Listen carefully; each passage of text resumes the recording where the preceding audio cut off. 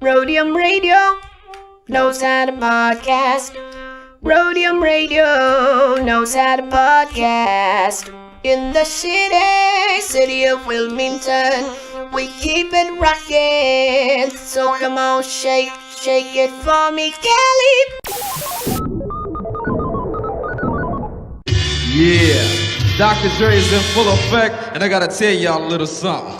Eazy-E is down with us. MC Ring, you know he's down with us. DJ Yella is down with us. Arabian Prince, you know he's down with us. Tony A the Wizard is down with us. JJ Fag is down with us. Timmy T, you know he's down with us. DJ Pooh Boy is down with us. Toddy B and Spade, they're down with us. My boy Ice Cube, you know he's down with us. I like to mention, so pay attention to where I'm from, Compton, but the tapes are from the Roadium. My name is Dre, listen while I play. And by the way, I'm also down with NWA. Yo, Steve at the Roadium is down with us. Slanging funky tapes, it is a must. We're number one. Tony A. Tony A. When you're ready, go. Welcome back, everybody, to Roadium Radio episode 66. And before we start our show, I want to give a special shout out to Erasmo Manuel Yua. Hopefully I said that right. If not, please forgive me, but happy birthday. And thank you for supporting Roadium Radio. May you have a long and prosperous life. Happy birthday. Enjoy your day, my brother. Other than that, I want to thank D. Zamora for blessing us with these Top Boss roofing hats, a couple of shirts, and a drink holder. Let me just throw these right here. But thank you, much love from Odessa, Texas. And my homegirl, Sarah, blessed me with this ice cube to put on my table. So there you go. And once again, the high C tape, well, I should say the CD now. I'm used to old school scent tape. It's back out now. You can get that at DOCUMIXERY.com. You can also get the other the 4-pack bundle for $30. The mixtapes, 4 of them I did and 4 of them Dre did, and we're going to be releasing more. There's still maybe 40 of them still that we need to release. And you can get these, once again, the bundles, 4 for $30. Each one is valued at $10 a piece, or you can also get them via download at DOCUMIXERY.com. Also, the Chicano rap documentary, we're going to be starting that. Hopefully, we don't have a date yet, but we're at 75% at meeting our goal. And we want to thank everybody who donated to the Chicano rap documentary that hopefully will be out by this time next year. We would like to start production possibly at the end of July, and all this was made possible from everybody that has donated, but we still need a little bit over $3,000. So those of you that care to bless us, bless us. If you don't, then you don't. All good. We're still going to do it. But without further ado, please allow me to introduce my special guest today from South Central Cartel, Big Prodeje, in the motherfucking building. What's up with it, man? What's up, my brother? Shit, man, chilling. You good? How was your drive over here, man? Man, we got here fast. For real? We was right on Century and Avalon, so, man, I have to say, 15 minutes maybe? Something like that. That's dope. That's dope, man. So, you know what? I know during this whole pandemic thing, people have been staying at home, so the traffic here in LA has been a little bit better. Yeah. You know, that's one good thing. You know, I had one of my homeboys say, thank God for the coronavirus because traffic was better. You know, I know what he meant, but I'm not saying that about the people that got sick. You know, for LA, so anything is good. Yeah, man. So now let me ask you this, because before we get into your history, I usually like to ask my guests about what type of shit they like to watch on TV, man. What's one thing, whether it be documentary, whether it be movies, you know, that you watch? Man, dude, I don't really watch TV. I'm not gonna lie, but if I happen to turn that shit on, can I care? You can say whatever the hell if you I want. happen to turn that shit on, I'm watching some weird shit, dude, like Mountain Men or motherfucking what's that shit on like 300 below. Like I'm watching weird survival type shit. Okay. That's what I'll be watching, man. Or I'm on YouTube watching some kind of tutorial about the music production or something, or you know, that's it. Yeah. You know? You ever watch that one crazy ass white dude, what the hell's his name? Man versus Wild or some shit like that? Man, I watch it. That dude. I watch it. I seen his ass one time eat a skunk. Dude be eating some shit, dude. You seen the one where he had the celebrities with him now? No. He got one now where I seen one with him and Shaq. Dude, he had him eating shit. Oh no, He had him eating shit. He slept inside of a dead camel one time. No, that's crazy. And he drank his own piss. He do that. Yeah. But the dead camel part, he gutted that motherfucker, snuck in there, and just chilled. Like, yeah, he be doing extra. yeah. Yeah, he be doing extra. Oh man, For you know what? Since I brought up this pandemic, what's one thing that you miss doing that you can't do now because I know they're starting to open up a little bit now. Right. But what's one thing that you would do that you missed? I mean, dude, you can't go eat no good food like in the place. You know what I mean? Like every now and then I want to go to like some crazy steakhouse and sit there and eat some big steak. I can't do that. I know. That's all I miss. Because usually I'm in the studio somewhere anyway. Right. But that's if I'm getting out, I'm going to the movies. I'm going to some restaurant. I miss that. Yeah. Matter of fact, that's the first thing I'm doing when it happened. That's it. You feel me? It's funny, man, because me and my son usually go once a week to our favorite sushi spot. I love eating sushi. I bought it, brought it home, and tried it with the sticks, and this shit ain't the same. It's not, man. It's not. It ain't the same. So, but yeah, I like watching a lot of movies. I like watching a lot of fucking comedy. I like watching Netflix. Netflix has a lot of, lately, been pretty good documentaries. Now, let me ask you, since you like weird shit, did you ever watch Tiger King? I haven't seen that. Okay. I heard about it, but I didn't watch it. You know what I mean? I heard about it, but for some reason, I didn't watch that. Well, you'll probably walk away just saying, wow, because that's pretty much what you'll get out of it. So that's some good stuff. Yeah, it's some good, it's okay. some crazy shit. It's some crazy shit. Other than that, last night I watched a movie. I like a lot of sci-fi movies. I don't know if you watch a lot of sci-fi movies. I like sci-fi. Yeah. You ever seen that movie by Steven Spielberg? Came out, I don't know, maybe about 10 years ago, called Super 8. Damn.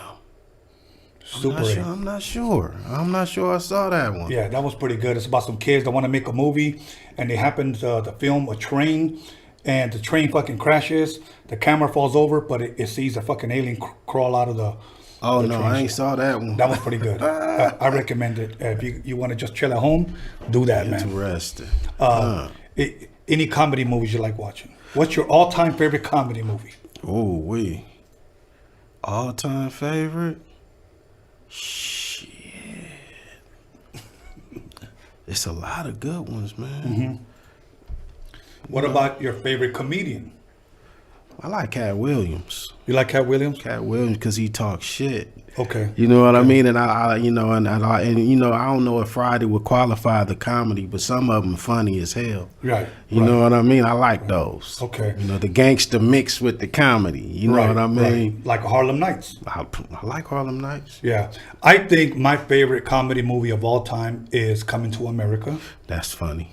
And my favorite comedian, I would probably have to say Richard Pryor. Okay. And then Eddie Murphy. Okay, well, yeah, them the G's, right? See, yeah, that's what I'm them talking the G's. About. Yeah, Eddie Murphy, definitely. Now, here we had Richard Pryor, Eddie Murphy. Who do you think is the next guy that can be right up there with them? Is there anybody out there? Man, I'm sure it is, but they're different now. Right, it's true. You know what I mean? They're not the same, man. It's like the rappers and everything is so different now. It's hard to really compare them to like a Eddie Murphy or a Richard Pryor. It's difficult, man. It's some funny guys. I mean, I think Chappelle funny, but he got his own kind of style though. That's why I like Cat Williams because he messy. Yeah. He just one of those I don't give a fuck types, man. He'll talk shit about anybody. I mean, he might be high or something. I don't know. I can't say he high, but he be acting high as hell. You know what I mean? But, then of course you got a lot of people like Kevin Hart, but Kevin Hart is different. Right. He's a different kind of guy, man. So if I had to choose between Kevin and Cat, I like Cat. Yeah. Just a little raw. That's all, Right. I'm hoping that Coming to America Part 2 lives up to the hype. That's a lot. It's a lot. That's asking a lot, I'm saying. I know. And if it sucks, then we're all going to be saying they should have never touched it.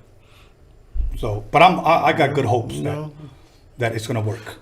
Eddie's still around, right? Right. Arsenio Hall's in it still. So you know, it got potential. Yeah. I heard they trying to put together a new for a new Harlem Nights too, possibly. Uh-huh. I don't know. I heard Kevin Hart trying to pull it together or something like that. Okay. So you know, but maybe he's gonna try to get all of the new up and comers to be like back when it was with Eddie and them, how they Right. brought all of everybody together. Maybe he finna try to pull off something like that. Right. Okay. I want to see that happen. That'll work. Now, speaking of the old and the new, how do you feel about the current state of hip hop compared to when your first album dropped? Oh wait, you know what, man? I mean, I went through my angry stage, you know, where I hated every damn thing, Me right? too. I went through that and I was talking bad about everything. Now, there's some good people. Yeah. Some of these guys, you know, of course, the typical ones that you would say, like a Kendrick Lamar, for instance. But there's also a couple of other cats I done heard. Don't give me the line about I won't remember them, they names. But I heard music from a lot of these young cats that's good music, man. So now the state of hip hop overall, I think there's enough people that's good that the standard is there. It's being met by a nice amount of guys now. Yeah. But there's still a lot of trash. A lot of trash. Still a lot of trash. And I'm not gonna lie to you. I went through my angry state too, where fuck that guy. That shit is fucking whack. That shit is fucking garbage. Yeah. And that's all that would come out of my mouth. Yeah, me too. You know. And my son would tell me, Dad, just chill. Like, I'm not gonna listen to that fucking Tekashi idiot. You know. So Perfect example of. perfect example. You know what's funny? And what I'm about to say, I'm not condoning it. And if you don't understand what I'm saying, please allow me to clarify it. But that damn dude made snitching cool. Pretty much. You know. Or at least acceptable. That's the word I'm looking for. This guy snitched and then went on Instagram and apologized, and everybody's like, "We got you. Don't A worry." lot of people, you know, but then that once again, that lets you know where we at today. Because ain't nobody from our time gonna condone or even want to hear that. Yeah. You can't, nothing you can say, bro. Nah. You feel me? I understand where you coming from, what they did, this, and this, but you know what you was doing too. Yeah. You was a grown man, you know what I mean? And you chose to play like you was this guy and surround yourself with authentic. Listen, if you put yourself in a position to be fooled, you gonna get ate, homie. Yeah. You feel me? And that's what happened. Yeah. Okay. Well, now let's start from your beginning. Where were you originally raised at? Were you raised in South Central your whole life? South Central, born and raised. Born and You raised. know what I mean? And you know, through the craziness. Through the you crazy- feel me? yeah, The crazy, the late 80s, mid to late 80s, in the craziest of times. You If feel we me? survive that, we could survive this Corona thing, right? Man, I hope to think so. You know what I mean? Because it ain't the same. You know, but you know, all that shit kills. Yeah. You feel me? So, growing up, what elementary school, junior high school did you attend? I went to Manchester Elementary over there off of Manchester and Hoover. Okay. And then on the west side of LA, South Central. And then I went to Bret Hart Okay. Junior High when it was crazy. It was nuts. It was nuts. You know what I mean? Then I ended up, when I graduated from Bret Hart, I got bussed out to the Valley. That's when they started bussing from the hood to the supposedly better schools, right? Right. And then, I didn't last out there too long. I got kicked out of that and ended up back in the hood, back at Bethune. Okay. Junior high, and then from Bethune I went to San Pedro High. No shit. I went to San for a hot minute. I didn't last too long. I didn't last there too long. I went to San Pedro, and then I was out of San Pedro, and I ended up at Fremont. Okay. Which is where I did the rest of my high school at Fremont. I play any sports at all growing up? Man, nah, dude, I was into the streets, man. I mean, I was a smart kid, you know what I mean? Like pretty smart, and then when I got to a certain grade, I kind of took advantage of it, because I was in gifted classes from my mama kept me back in elementary because I was sleeping in school all the time. So I'm gonna say, I think the second grade, she made them keep me there twice, right? So all my homies left, and I'm stuck in the second grade 2 years, but that made me snap out of it. And then I started doing what I was supposed to, and I got smart as hell, and then I ended up in the gifted classes, so all the way up through junior high. And then when I got bussed, shit got mixed up. You know what I mean? They put me back in a regular class, right? So when I came back to South Central, they accidentally put me in regular classes, and I didn't say nothing. Because I would only come to school on Fridays. Okay. I was so damn, I knew everything, so I would come and take the test. You know how they would give you a test on Friday, right. Everything they taught you all week, then Friday I would pass all the tests because I already knew this stuff. Okay. Because they didn't put me in a harder class. Right. So, man, I kind of coasted through until they caught me, you know, like in the 11th grade. They was like, why you never told us you was supposed to be in gifted? Then they threw me into like 12th grade classes and shit got hard. But, man, I was in the streets, man. Yeah. I played sports early on. I played baseball, football, a little bit of basketball. But, man, once I got into school, it was... I was trying to get some money, man. I'm not gonna lie. Hey, yo, I'm with you on that one.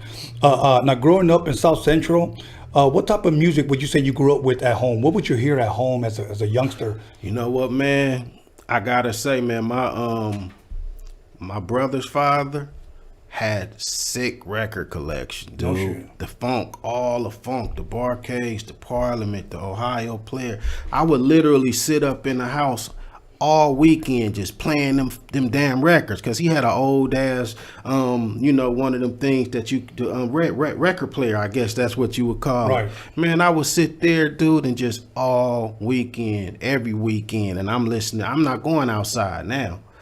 I'm listening to this damn music, man. So it was the classic stuff, the funky shit. Yes. You know what I mean? And that's what it was for me. That's what got me on it. Yes. You know what I mean? That's what started it for me right there. You know what I mean? Before I heard any rap. Right. You know what? And that's what, because I think it's important for you to identify that and to share that, because we hear that in your music. Mm-hmm. You know, that's what you were raised with. Yep. And that's why I ask a lot of these questions, because I myself sometimes want to see what shaped and molded this guy to go in the way he did. Man, you know? yeah. Now, here might be a weird question. What was your first job out of high school? Man, I ain't never had a job. Say that again? Never had a normal job. Not a normal, what you would call a normal 9 to 5 right. type job. I never had that. I don't know what that is. You were just doing your thing on the street. Hustling, man. And I got lucky to be able to go from, when I started getting in trouble, hustling, going to jail, whatever, happens when you do what you do. Right. You know what I mean? Getting caught up. And then I got caught, man, and went to jail for a little bit. And then when I got out, I was like, man, I want to do this music. Right. So I started getting sick. I was already dabbling in the music anyway. Okay. I just wasn't, the money was coming from other things. So I wasn't, early in our early times, there wasn't no money in this stuff. Right. Early on, in the 90s got okay at a point. Right. You know what I mean? But at this time, it really wasn't no whole bunch of money. I was doing my hustle. Okay. You know what I mean? Slanging kibbles and bits.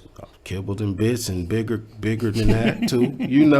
Right, whatever was happening, at the time, I was doing it. Here's another weird question. How old were you when you had your first girlfriend? Dude, man, 12, 13. Damn. Already like that? Bruh, I don't know what I was doing, but I was doing it. You know what I mean? I can't tell you I was doing it right, but I was damn sure trying. Yeah, as long as you could rub it in, it's all good, homie. Yeah, feel me. I was trying. So around what age would you say, how do I present this question, that you started dabbling in music? But let me give you a little bit more. Who was it that you heard that inspired you to want to rap? Well, the first, rap I'm going to say that I really heard and paid attention to that got my attention was the Sugar Hill Gang. Okay. Rapper's Delight, right? And I started dabbling because I was already writing poetry and all that. Okay. So the rapping was kind of like natural from that point. I'm like, man, so I started messing around a little bit. And then, man, all of a sudden, you know, we're hearing the East Coast thing, man, the Run DMC, man. I'm listening to Rockbox. I'm listening to, you know, It's Like That. Then here comes, you know, I start listening, you know, of course, The Message, Grandmaster Flash and the Furious 5, and then LL Cool J comes along. And I think at that point, I'm like, man, I want to rap. Yeah. You know, I want to rap. Not to mention, you know, our coast began to get involved. You know, of course, you know, our early hip hop. You know, I used to honestly like the LA Dream Team. You know, I used to listen to that. You know, in the Captain raps, the I Can't Stand It and all that. I kind of like that stuff. Yeah. I still listen to it. Yeah. You know, like you got to respect it. Yeah. You know what I mean? Captain Rock. I haven't heard that one. You know, in a while. I mean, I was listening to that the other day, man. Is that you know? Captain Rock? But the song I'm talking about is the song, and I'm thinking it's Captain Rap, though. I might be wrong, though. But who sung that song, I Can't Stand It? I Can't Stand It. Yeah. That's him, right? Yeah. Okay, that's the one that got me. I love that shit, man. That boy used to rap. Dude was flowing on that. Yeah, You know what I mean? So, you know, and of course, man, by the time the late 80s hit and we got the Boys in the Hood and all that, of course, I'm already listening to Toddy T and Mixmaster Spade on the tapes. Yeah. The tapes that used to be floating around in the street. Yeah. So by the time, man, NWA hit the scene and then Ice-T dropped the 6 in the morning, man, I'm sold. Yeah. You know, I'm on it already, and I'm full-fledged in it at this point. You know what I mean? Man, damn, I don't even remember how I was young, man, when I first got into it. But when I first started really taking this serious, like I want to make a record. You know what I mean? Right. And I'm like 16, 17. Okay. And I'm trying to do it. You know what I mean? And I did some shit. You know, it's intriguing to me when you said that you were writing poetry or you were into poetry, because there's a lot of rappers that come here, and when I ask them how did they get started rapping, many of them say I was already writing poetry. It almost seems like me being a producer, DJ, it almost seems like it just goes hand in hand. Yeah, it does. Off top, it's automatic. It's like an automatic thing. Like you already putting these rhyming words together anyway, right? And then you hear it to the beat. Yeah. You know what I mean? You're going to do it. You're going to want to do it. You know, I didn't want to be regular. Right. You know what I mean? I want to do something. You feel me? You ever write any love letters to a girl? Of course, yeah. Of course, for sure. Those will probably be the best one. Rappers with love letters? I'm sure a lot of them still got them. Autograph too. Man, yeah. So how old were you when you started forming or came together as South Central Cartel? Okay. Before South Central Cartel, so when I took it serious, right? So I meet Havoc the Mouthpiece. Okay. You know, just for those that don't know, because it gets confusing. In the South Central Cartel, you have Havoc the Mouthpiece and you have Havoc the Rhyme Son. Yes. Two Havocs. One can rap real good and the other guy, he talks. And he was, quote unquote, handling business duties of a manager almost, per se. We never had a manager, but if we had one, this was the guy. Okay. Right? I meet Havoc. Havoc's father is one of the Shy Lights. Okay. Okay. So he approached me with, man, my pop's one of the Shy Lights, man. You know what I mean? I didn't want to do what I was doing no more. You know, I'm like, I'm tired of going back and forth to jail. You know, I never did no hell of a jail time, but I used to go to jail quite often for bullshit. Yeah. You know what I mean? I'm like, I'm tired of this shit because eventually I ain't getting the hell out. You know what I mean? Right. So he saw me. I was actually sitting at my sister's house on 108th in Vermont. I used to walk around with this briefcase full of raps. At this point, because I'm serious, right? Yeah. So I'm walking around with this briefcase full of raps. He see me, I'm writing some more raps. He see me sitting there, he like, what you doing? I'm like, I'm writing some raps. And then he gave me the spiel about who he was and who he knew and his dad. So I'm like, okay, you can do something, let's do it. Right. Because I had already been I had a DJ named DJ Chaos. And at the time, Chaos used to be a pop locker. He was in a pop locking group called the Majestics. Okay. Right? So he kind of knew some people. You know, matter of fact, one of the guys from his group was the dude that sang on Ice-T record, I'm Your Pusher. Okay. Oh, yeah. Okay, that guy. That was one of the Majestic members. So Chaos, you know, of course, so he would take me around, and I would kind of low-key float around Ice-T's producer, Africa Islam, in the early days, back in the day, man. So I was kind of getting around, man, and perfecting my craft. Here comes the mouthpiece, and I'm rapping now to just flat beats. Yeah. No music, you know. The DJ Chaos got a drum machine, right. And we at his house just doing what we doing, right? Havoc comes and we end up going to K Day, okay, because Havoc used to call up there and talk to Lisa Cannon all the time. You know what I mean? Yeah. So she kind of started knowing who the boy was. Anyway, we at K Day, we meet a guy named Ken Neal. Ken Neal hooked us up with another guy named Chris Johnson, producer. Now this guy is a real producer. You know, he would produce back in the day. You know how somebody would come out with a hit record, and then all of a sudden you hear 4 remakes of that record. Yeah. You know, like you had LL with I Need Love, right. And then a female came out with a song called You Had Love. Right. So this guy was producing a lot of those. Right. Okay. We meet him. We go do songs with him. Now the music is sounding dope, right? Right. Because now, he got the 808s, and you know, he didn't have an 808 per se, but he got that computer. He had a computer before they was really popular. This guy had one, man. So now we with this guy. Mind you, at this time, I'm not even Prodigy yet. Right. I'm another guy. My rap name is something else. We talking mid 80s, a little after, maybe 86-ish. Okay. My name is Mayhem. Okay. At the time. We do a gang of songs. We end up flipping across a deal. Me and Chaos. Havoc helped us get the songs done. We end up getting the deal. Chaos and Mayhem. That was the name of the group. Okay. We had a record out, even played on K-Day. It was called Smooth Criminal. It actually used to play on K-Day. A lot of people won't remember it. Because you know how they'll play your shit at 1 a.m. type shit? That type shit. Is that available on YouTube right now? No, you can't find it nowhere. Okay. You ain't finding that. I didn't look for it myself, personally, because I want one of those records. Okay. I just want it from my archives. You know, I don't have one. Somebody got it somewhere.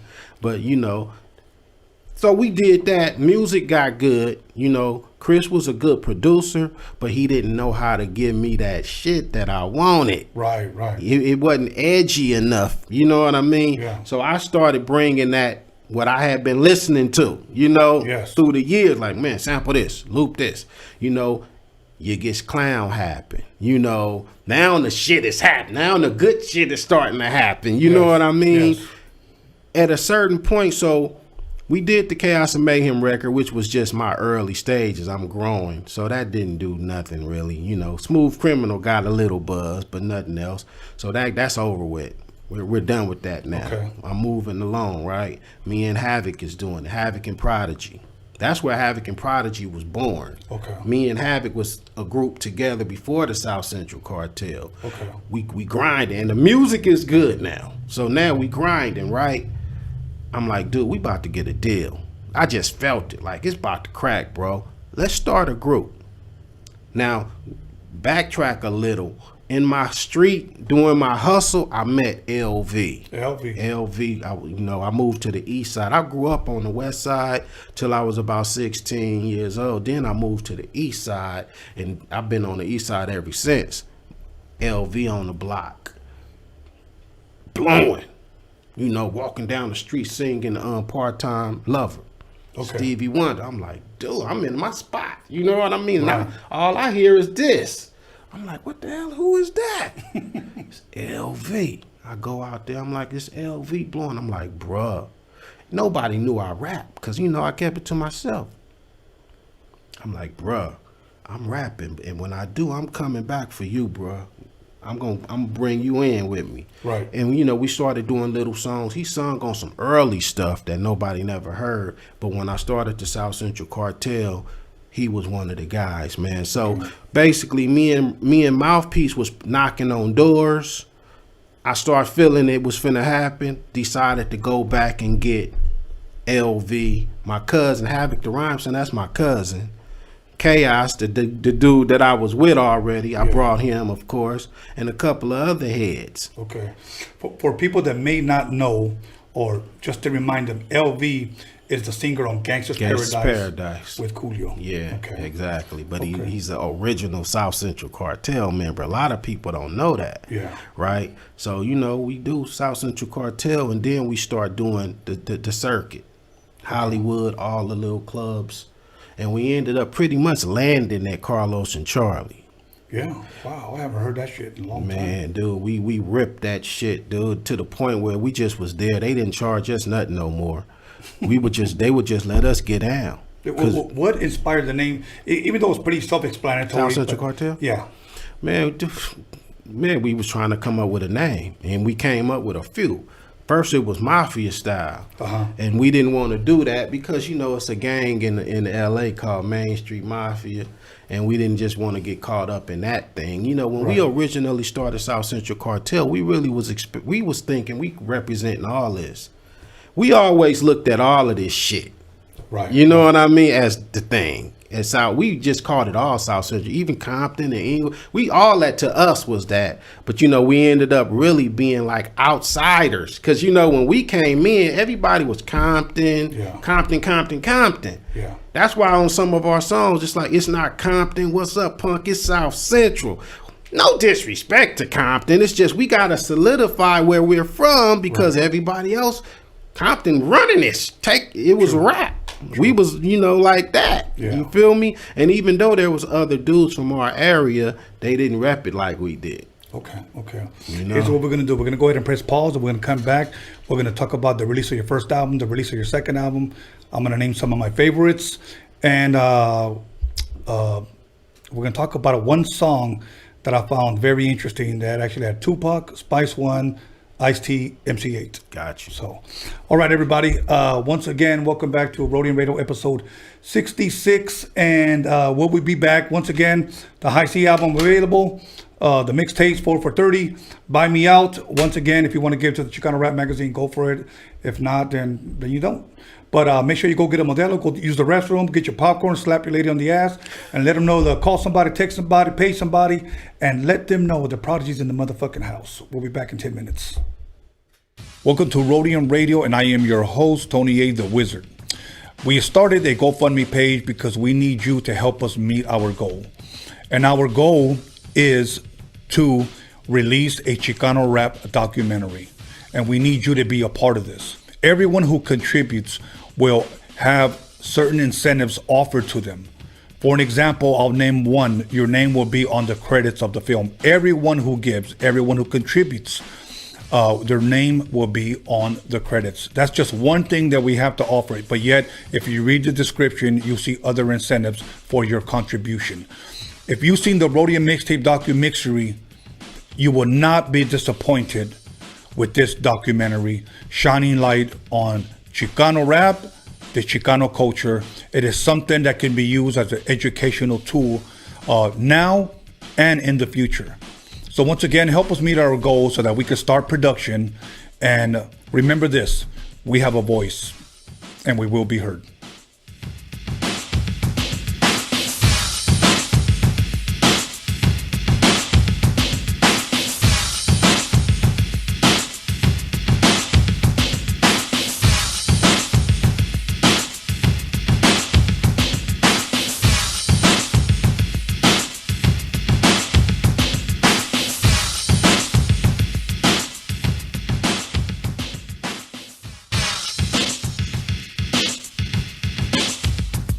What it do, it's Mr. Little One chilling on Roadium Radio with the one and only Tony A and John motherfucking Elkins, boy. Hey, what up? It's your boy Mr. Shadow. You're watching Roadium Radio with my homeboy Tony A, the Wizard. You know what time it is.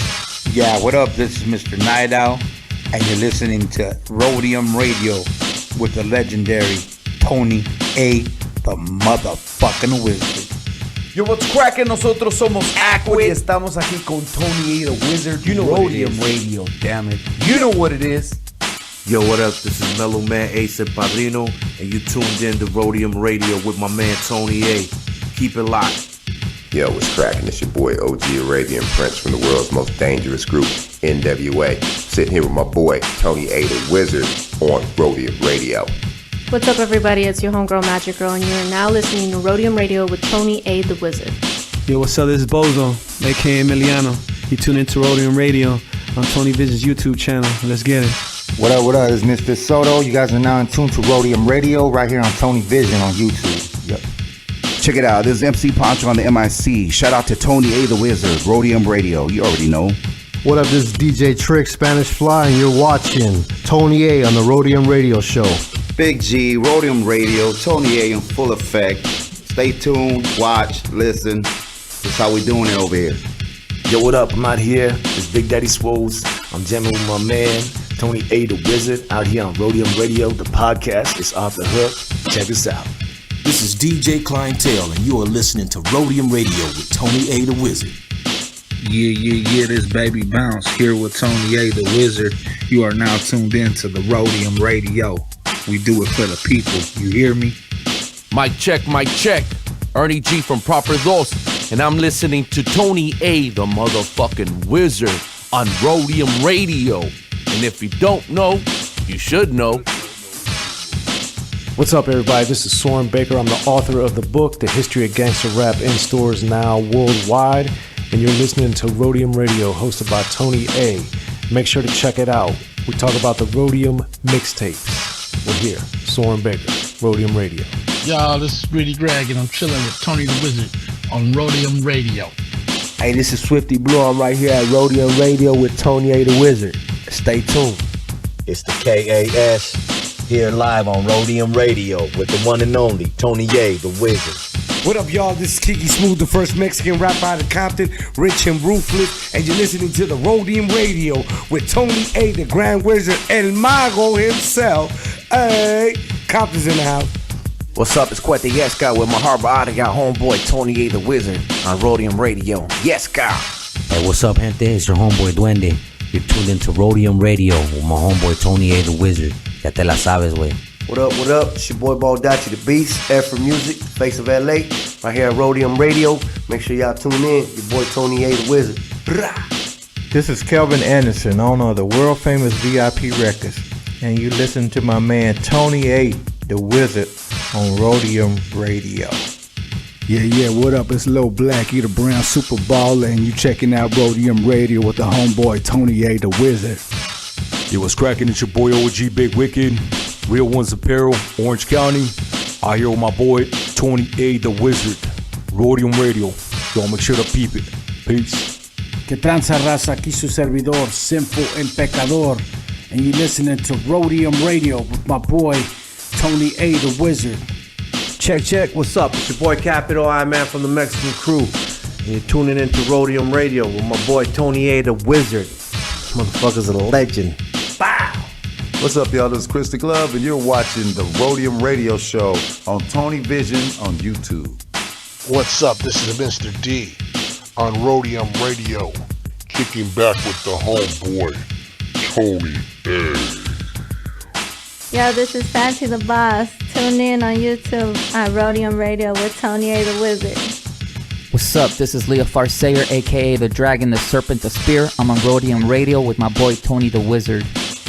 Hey man, Mick V and Eric V, the Baker Boys in the house, hanging out with Roadium Radio and the one and only Tony the Wizard. Tony the Wizard, aka Kylo Ren, right here on YouTube, Sundays and Wednesdays. Tony Vision, subscribe now. Tony Vision, yeah. Boys, big baby. What's good with it? This is Old Creep, aka Jay Stompanato. I'm putting it down for Orange County on the Roadium Radio Show by West Coast legend DJ Tony A. We up and out this bitch. What's up with it, dog? It's West Coast Gilly on Roadium Radio with the legend Tony A, the wizard, on Tony Vision. You know what it is, West Coast to the fullest, believe that. What's up, everybody? This is Stefan Orior listening to Roadium Radio with Tony A, the wizard. Yo, what up? It's your boy Doughboy Tony. You're tuned into Roadium Radio with West Coast legend Tony A. the Wizard.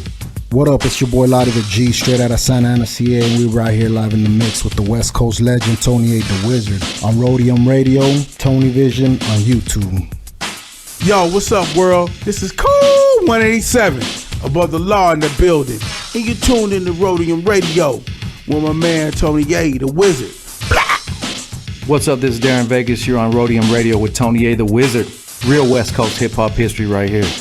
Yo, what up? Sleepy Malo in the house here at the Roadium Radio with my boy Tony A. the Wizard, giving us our voice back. One of the realest motherfuckers I know. What's up, homie? Show me Frankie Quinones, a.k.a. Creeper from Cholo P. And you're listening to Tony A. the Wizard on Roadium Radio. That's what's up right there. Hey, yo, what's up, man? It's Scooter the Savage. I'm right here with Tony A. the Wizard, Roadium Radio. Everybody stay tuned, man. It's a motherfucking hit. Yo, shout out to Roadium Radio, Tony A. the Wizard, your boy Pablo Nunez right here in the studio. Be about it, people.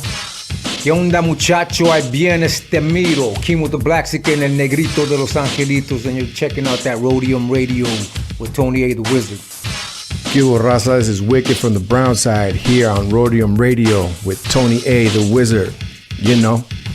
What up? It's your homeboy Infinite TGM, chilling with Tony A. the Wizard on Roadium Radio. Make sure you guys go check that out. What up, everybody? This is Wicked Baby Doll, and I'm chilling with Tony A. at Roadium Radio. Check it out. Make sure you subscribe on YouTube and follow him on Instagram. What's good? What's good? It's your boy Spanky Loco, and you tuning in to Roadium Radio with that motherfucking legend, Mr. Tony A. You know what time it is, West. Hey, what up? This Rebello the Dawn. And this Dominator. And we came straight from the 805 ready to slap that motherfucking meat on your grill, bitch. Roadium Radio, Central Coast Click. What up? What up with it? This your boy OG Magoo, Los Angeles airbrush artist. Big chillin' on site with the homie Tony the Wizard on Roadium Radio. All gas, no brakes. Let's get it. Man, you now listening to LA Icon, man. Right here live with Tony A. the motherfucking Wizard on Roadium Radio. What's up? This is Esadaz, the Spanish Fly, with that reintroduction right here on Roadium Radio with my boy, the Wizard, Tony A. Yeah, what up? It's Spanish Fly MC. Big MOC, Mr. Most MC. On the Roadium Radio Show, baby, with Tony A, the Grand Wizard. Let's go. Johnny D from Spanish Fly on Roadium Radio. Your one and only Theo with the Giant Cheeto. Hey, what's up, everyone? This is Trish Toledo, and I'm over here with Tony A, John motherfucking ELKINS, and DG Media at Roadium Radio. Make sure you tune in every Wednesday and Sunday at 7 p.m. Hey, what's up, everybody? It's your girl Blanca. Bobby D presents Uncle Snoop's Army. Chilling right here at Roadium Radio with Tony A, the Wizard. Make sure you tune in Wednesdays and Sundays at 7 p.m. on YouTube. Yo, this is Daniel Jones, the D to the motherfucking G Media Clips. Here with your boy, Tony A. the Wizard on the Roadium Radio Show. Check 1 2 1 2. This is Roger Live, and you are in tune to the sounds of Tony A. the Wizard on Roadium Radio, West Coast. Yo, what's up? This is John motherfucking ELKINS, and you're tuning into Roadium Radio with my homeboy, DJ Tony A. the Wizard.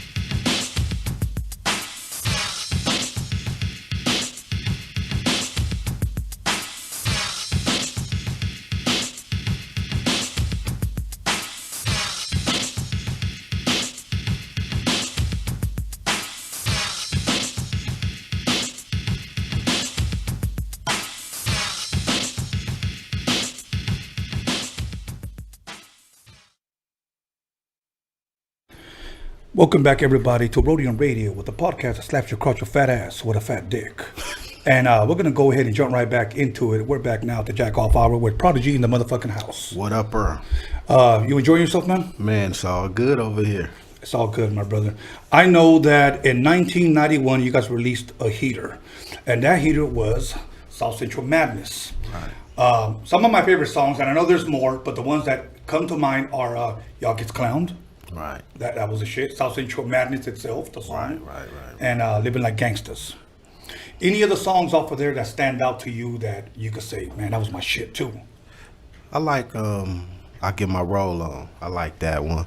And on some gangster shit, we had one called You Want Some of This. Okay. I love that shit, man. Well, people still love that shit today, man. Yeah, I agree. And I was sharing with you earlier how you have a huge Chicano fan base. Man. They love that music, man. Yeah. When we signed our first deal, it was with Pump Records, which is the same label that Lighter Shade of Brown was on at that time.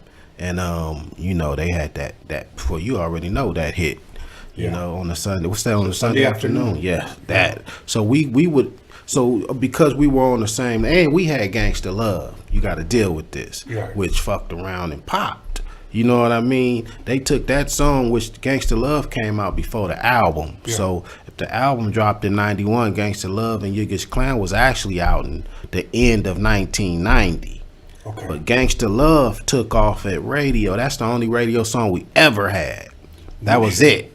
We didn't really get radio play, not in this city. You know how LA we get played all over the nation, but LA, the only song that they played was Gangsta Love, and Yiggis Clown on the mix shows. Right. We got played on the mix shows. Yeah. And that pop, man, like we didn't.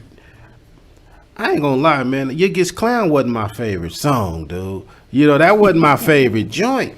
So it was on the flip side of the first single, and it blew up bigger than. Gangsta Love wasn't as big as Yiggis Clown. To this day, people still like Yiggis Clown. You know what I mean? Right. Like Gangsta Love, sometimes it's like neither here nor there when we perform it. But that Yiggis Clown, bruh, people love that. Now, why do you think that one took off, and it was on a side B compared to? I think maybe just because it was more of a club type. The tempo was faster. Gangsta Love was it was a Gangsta Love song. Yeah. You know what I mean? It was we was one of the first ones that was doing that type shit right there. You know what I mean? And it did good. I can't front on it. That album alone got us to the next point, which was Def Jam. Yeah. You know what I mean? Okay. So now, did you guys do a lot of shows during the first album? Man, we did a lot of shows, and most of them was with the Chicano audience. The fans would be mostly Latino fans. Dope. You know what I mean? We didn't start, man.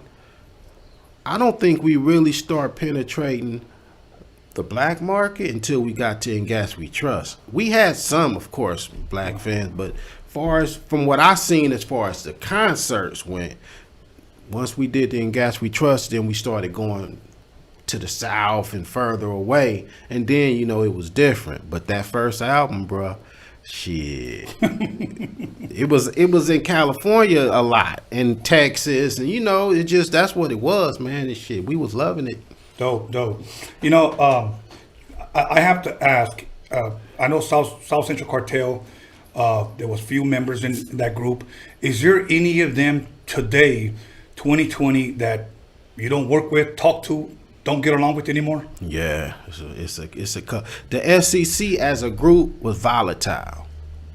I formed the groups, right? So when I put the group together, I didn't trip. I'm thinking these my homies, but I didn't stop to think. But what if the homies don't like each other, right? I'm thinking these my homies, they all like me. I'm bringing this guy in. He don't know that guy. I'm bringing in the South Central Cartel as a group was very volatile because it's a lot of real dudes in the group from the streets, blah, blah, blah. But we imploded kind of. Okay. As a group, we kind of imploded, dude. We would be in interviews at Sony somewhere. And we like sitting around a table like this with the intercom would be whatever the magazine was, and dude, in the middle of the interview, we would go off on each other. No shit. Like it was crazy because it was volatility. Like for instance, like I said before, you got Havoc the Mouthpiece and you got Havoc the Rhyme Son. Now, if I don't explain it to you, right, people are gonna assume that that Mouthpiece was a rapper. You got to let them know that Havoc the Rhyme Son was the one rapping with me on all these songs. Havoc the Mouthpiece talked on records. He didn't rap. Okay. You know what I mean? But Havoc the Mouthpiece was, he made himself important. Okay. Rhymeson was important because he was a rapper. Havoc the Mouthpiece made himself because he made moves. He was out there willing and dealing. Right. You know what I mean? He was integral, like in damn near everything. You know what I mean? I was integral because I was producing it and I was rapping on everything. But this guy didn't rap, but he was out there on the front line promoting. Right. Everybody knew this Havoc the Mouthpiece guy, right? So, of course, as time but didn't like this Havoc and this Havoc hate each other. They don't like each other. Not to mention certain other members don't like this guy, right? So, everybody coming to me. Yeah. Pride. I don't like this guy. I want him gone. Now, mind you, when I was telling you how I stopped serving in the streets and whatnot, this guy here was like, Pride, don't do that no more. I'm going to get us an apartment in Torrance. You do the music. Learn how to be a producer. Like, focus on your skill. Right. So, this is what the Mouthpiece did, right? So, and then when I decided to start the group with these other guys, he was like, go ahead.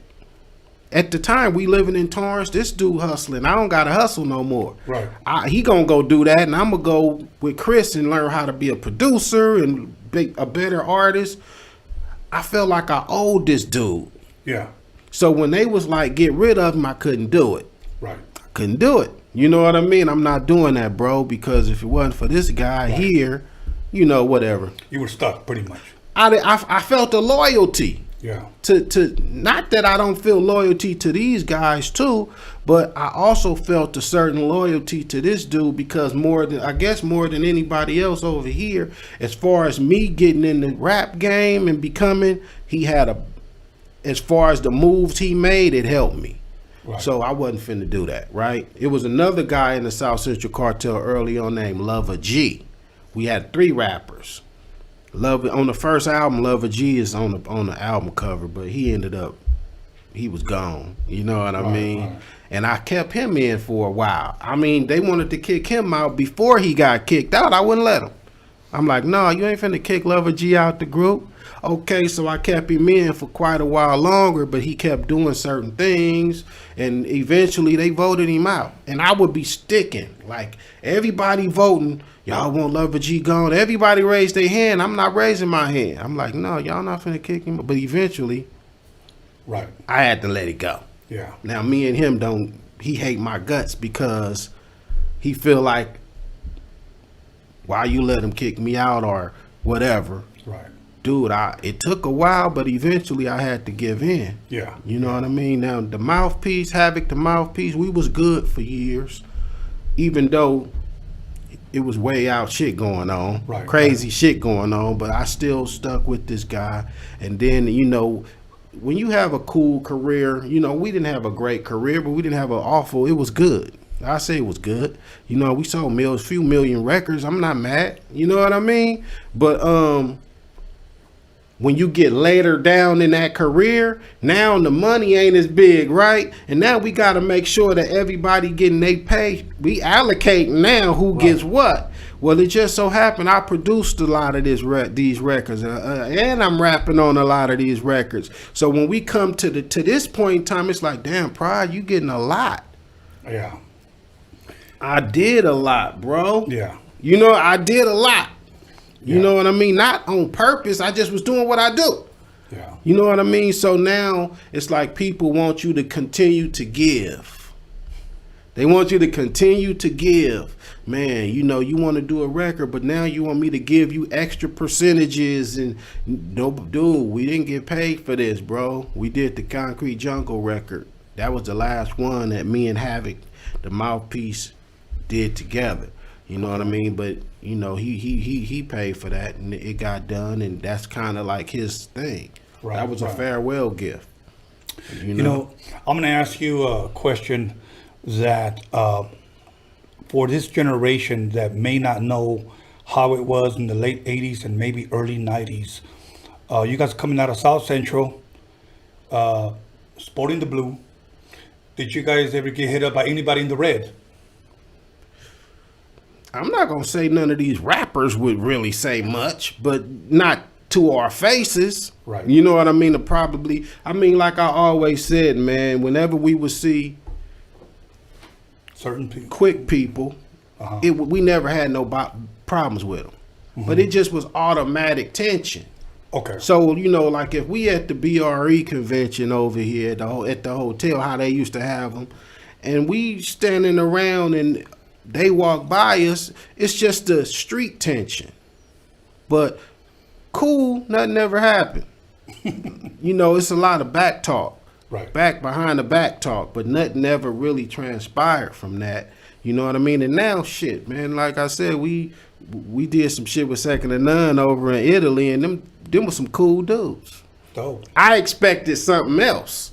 But when we got there, because we all grown now, man. Yes. Everybody grown. Ain't nobody out here like maybe back then it probably would have been more something else going on. You feel me? Right. But because now we all grown men and we all got families to, you know, nobody trying to be in jail or hurt or whatever the hell might happen if the conflict got too big. You know what I mean? So back in our dude, a lot of people didn't say much to us because it was quite a few of us, dude.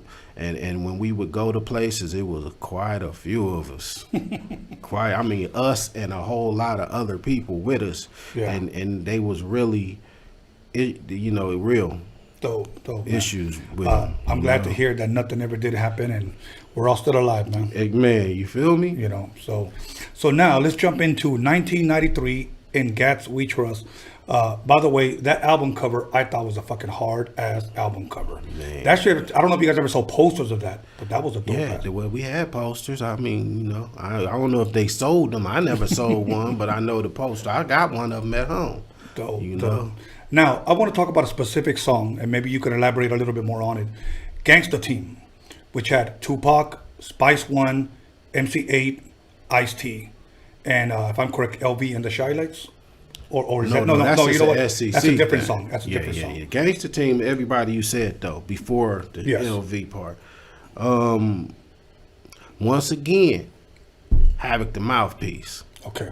He was good at putting people together. Okay. You know? Now see, it don't matter if I like you or not. I'm not gonna take your credit. I was in there producing, of course, but he brought them guys in that, you know, I looked up, Ice-T was here, 8 was here, you know what I mean? Next thing I know, Spice and Pac here. I didn't even know Pac was gonna be there, to be honest with you. I knew Ice was because we was tight with Ice. You know what I mean? MC8, we had the same lawyer / manager. So 8 was like family. Yeah. And of course, we have been cool with Spice from the beginning of our career. When we went on our first promo tour, the dude named R.B. Taylor was promoting Spice's first album. So we literally blew up side by side, SEC and Spice. So Spice always been a homie. But man, Havoc put that together, man. Okay. Any memories interacting with Pac? Man, the memories that I have of Pac is like you asked me, have I seen him outside? Oh, he was cool there, you know, cool as fuck. Actually, he hung around with us that whole day when we went and did a photo shoot, man, and he went to the photo shoot with us, and we all in Hollywood somewhere on one of them back streets, man. And so the dude taking the pictures, you know, he tell us to pose or whatnot. Everybody pull out they guns, right? Everybody had them. We all pull out the guns, and I'm looking to the left. Next thing I know, Pac pull out the big gun, bigger than everybody's, right? So I'm like, this is a real motherfucker right here. You know what I mean? So right there, I knew he was a solid one, a real one, right? And he was cool with us because we was all kind of similar attitudes and stuff like that. So, you know, and that's what I say about Pac, man. Pac was cool with motherfuckers that he had some kind of respect for. Okay. And from that day forward, every time I seen Pac, it was love. Yeah. Like he wasn't one of them guys, dude, where you walk into an event and he there and he see you and he just ignore you. He gonna make sure he come and say what's happening. So from that day to the last time I saw Pac, I was at Universal City Walk, going up the escalator, and Pac was going down. And dude seen me and jumped over on the other side to shake my hand. So that's the kind of dude he was. You know what I mean? Solid. You know what I mean? He was a real dude, man. Okay, you know, I know we might have jumped a little bit ahead, but just to clarify this was right before, or this was before he actually went to prison. And when he got out, did you have any interaction with him? You know what? I ain't see him after that, right? I mean, what's the escalator thing? When I seen him at Universal City Walk, this was during that whole death row time. Okay. I don't know, you know, he was out after jail, after he did the jail time and all that for sure. Okay. You know what I mean? Only thing, we had a song, man, called "What Does It Take to Make a Grown Man Cry?" Okay. I think it was.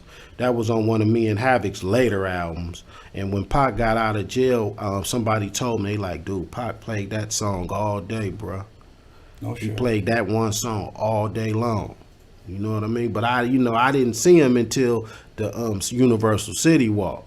And it was a quick thing because I was leaving. You know what I mean? But he made sure he saw me and he was like, "What up, Pride?" You know what I mean? Solid dude, man. Awesome. Then the next song I wanted to bring up was the LB and the Shy Light song. It's a SEC thing. That's a dope ass fucking video. Man, you know? Yeah, it was some friction at that video, but like friction. Now you bring it up, I gotta ask. Yeah, we shot that video in we was in Rolling 20s hood, right? Which is a blood gang. We was at the cemetery. That cemetery over there off of Washington. We in there doing our thing, and we look up. Whole bunch of bloods coming, you know, because that's their hood. You know, I'm thinking to myself, we gonna be able to creep in here because we in a cemetery, you feel me, and get up out of here. Nah, man, them dudes came in there deep, and it was a few of us in there. And so when you look at the video, those was real, that shit's real, very tense. It was tense as hell up in there, dude. Like, that was some tense shit. I'm like, dude, let's get this shit done and get the hell up out of here. But it was cool. Yeah. You know, one of those situations, and we had several, where we was in somewhere we didn't have no business being, and they, you know, it didn't turn out bad.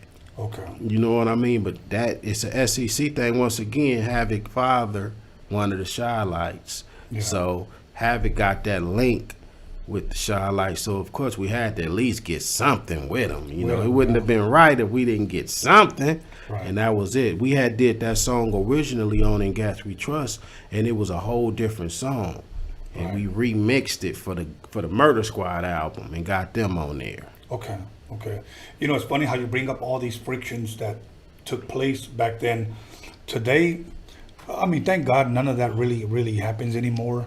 But I think a lot of these rappers don't realize what used to take place back then. Man, it was, you know what, man, if you got on them records back in our day, talking that, dude, eventually in certain places, cities, states, they gonna test you, bro. Yeah. And then we got tested.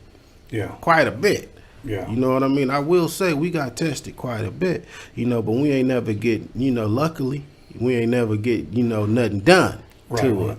You know, we didn't run away. We would stand there and, you know, whatever happened type of situation. But I think a lot of the time they expect you to run. Yeah. And when you don't, they look at you different.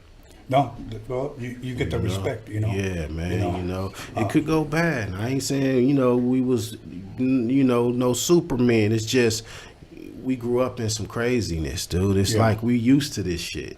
True. You know what I mean? Yeah. 1995, there's a SCC Presents Murder Squad album. Care to elaborate a little bit on that? The Murder Squad nationwide joint, man. Havoc went got a solo situation from Russell. It was supposed to be Havoc's compilation album, right? I didn't even know we was on the cover until it was already out. No shit. I had no idea we was on the cover of that record, man. You know what I mean? They threw Havoc. You know, Havoc told me that he didn't know. But you know. Now, when you say Russell, we're talking about Russell Simmons. Russell Simmons. Russell Simmons, okay. Just for those the people that may not know him on first name basis. I mean, Russell signed us direct. You know, we got our deal. We was on Quality. We did the first album. Quality. Damn, I haven't heard that in a long time. Quality Pump. We was on Quality Pump. Okay. Something happened with the mother company. Right. They money issues, right? They tried to you know, they asked us if we would do the next album for less money, like a small amount, right? Damn, really? Now, our first album is damn near gold at this point. And they want a discount. And they want to give us a bullshit budget. Right. I understand, y'all, the stock market crashed, but you know what I mean? Right. It just so happened that we went to Jack the Rapper in Atlanta. Yep. And we met Russell Simmons. Havoc, this guy again. Yeah. Walk right up to Russell. Walk right up to him. Like, Russell, my name Havoc, blah, blah, blah, blah, blah. Told Russell who we were. And Russell pulled them sound scans. And once he pulled them, you know, at that time, all the major labels wanted their NWA group. They wanted their gangster rap group. Yes. Def Jam didn't have none. Right. We was the first. You know what I mean? And you know, not because he liked our music per se. It's just I think the numbers was good. He could sell it. Yeah. He knew he could take what Quality did and make it bigger, and that's what they did. Okay. 1997, All Day, Every Day. All Day, Every Day. Okay. That was our swan song with Def Jam. You know, by the time, to me, All Day, Every Day is one of our best albums, man. Really? If you really fucking listen to that record, shit's dope, man. But, dude, we was over it. You know, by the time we get to this, listen, you got to look at it. Our first album on Def Jam came out in 93. Right. Okay. So you just said, what, 95, 96 for the Murder Squad? 95 and 97. Okay. Yes. So you see the lag in the years. Yeah. Man, we pissed off. We like, dude, we should be putting out an album. At this time, groups were putting out an album every year. Every year. You know, so we like, dude, if we not putting out an album every year, because we were so gangster as a group, we didn't get a whole bunch of concerts. We didn't get a lot of shows. We got a cool amount, but not as many as other people was getting. That was probably because we didn't have a manager, you know. Right. Mistakes we made along the way. But, man, we went up in Def Jam and was like, look, man, just, you know, we ready to go. Yeah. Didn't know what the fuck we was doing. They wasn't ready to let us go. Right. You know, I mean, if you read on the internet, it say they were dropped by Def Jam. Never dropped the South Central Cartel. We went up in there like, man, we had a meeting with Leora Cohen, and he was like, man, we want to do a new album. And we was like, nah, we want to go.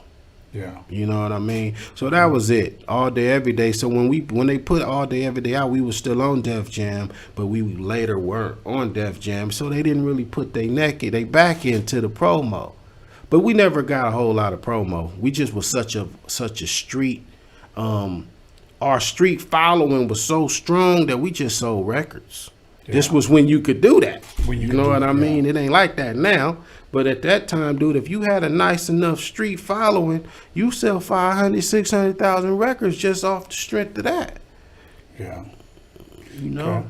Okay. 1999, The Concrete Jungle Volume 1. Care to elaborate on that? Man, that was, you know, Def Jam over. Everybody straggling. You know what I mean? Everybody trying to figure it out. You know what I mean? Yeah. Havoc comes to us like, man, I got distribution with, I think it was, I don't want to even guess, some distributor. Man, let's do an album, you know. So, you know, like I said, once again, I still fuck with LV. Everybody, I'm still linked.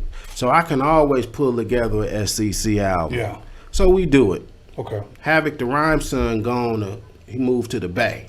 So he not on Concrete Jungle.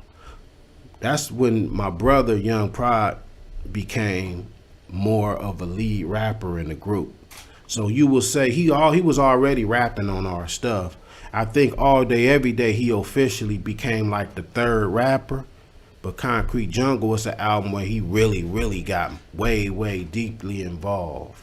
Okay. You know, and Rhyme Son being gone just made his position stronger. Okay. You know? You know what, man? We can go through all your records because I have two that came out in 2003, 2004, 2005, 2008, 2009, 2010. But we don't have enough time. But allow me to invite you back and we'll do a Prodeje Part 2. Well, let's do it. Okay. But now I do want to shine light on what you have coming out, what you've done. Can you share a little bit what you're working on now?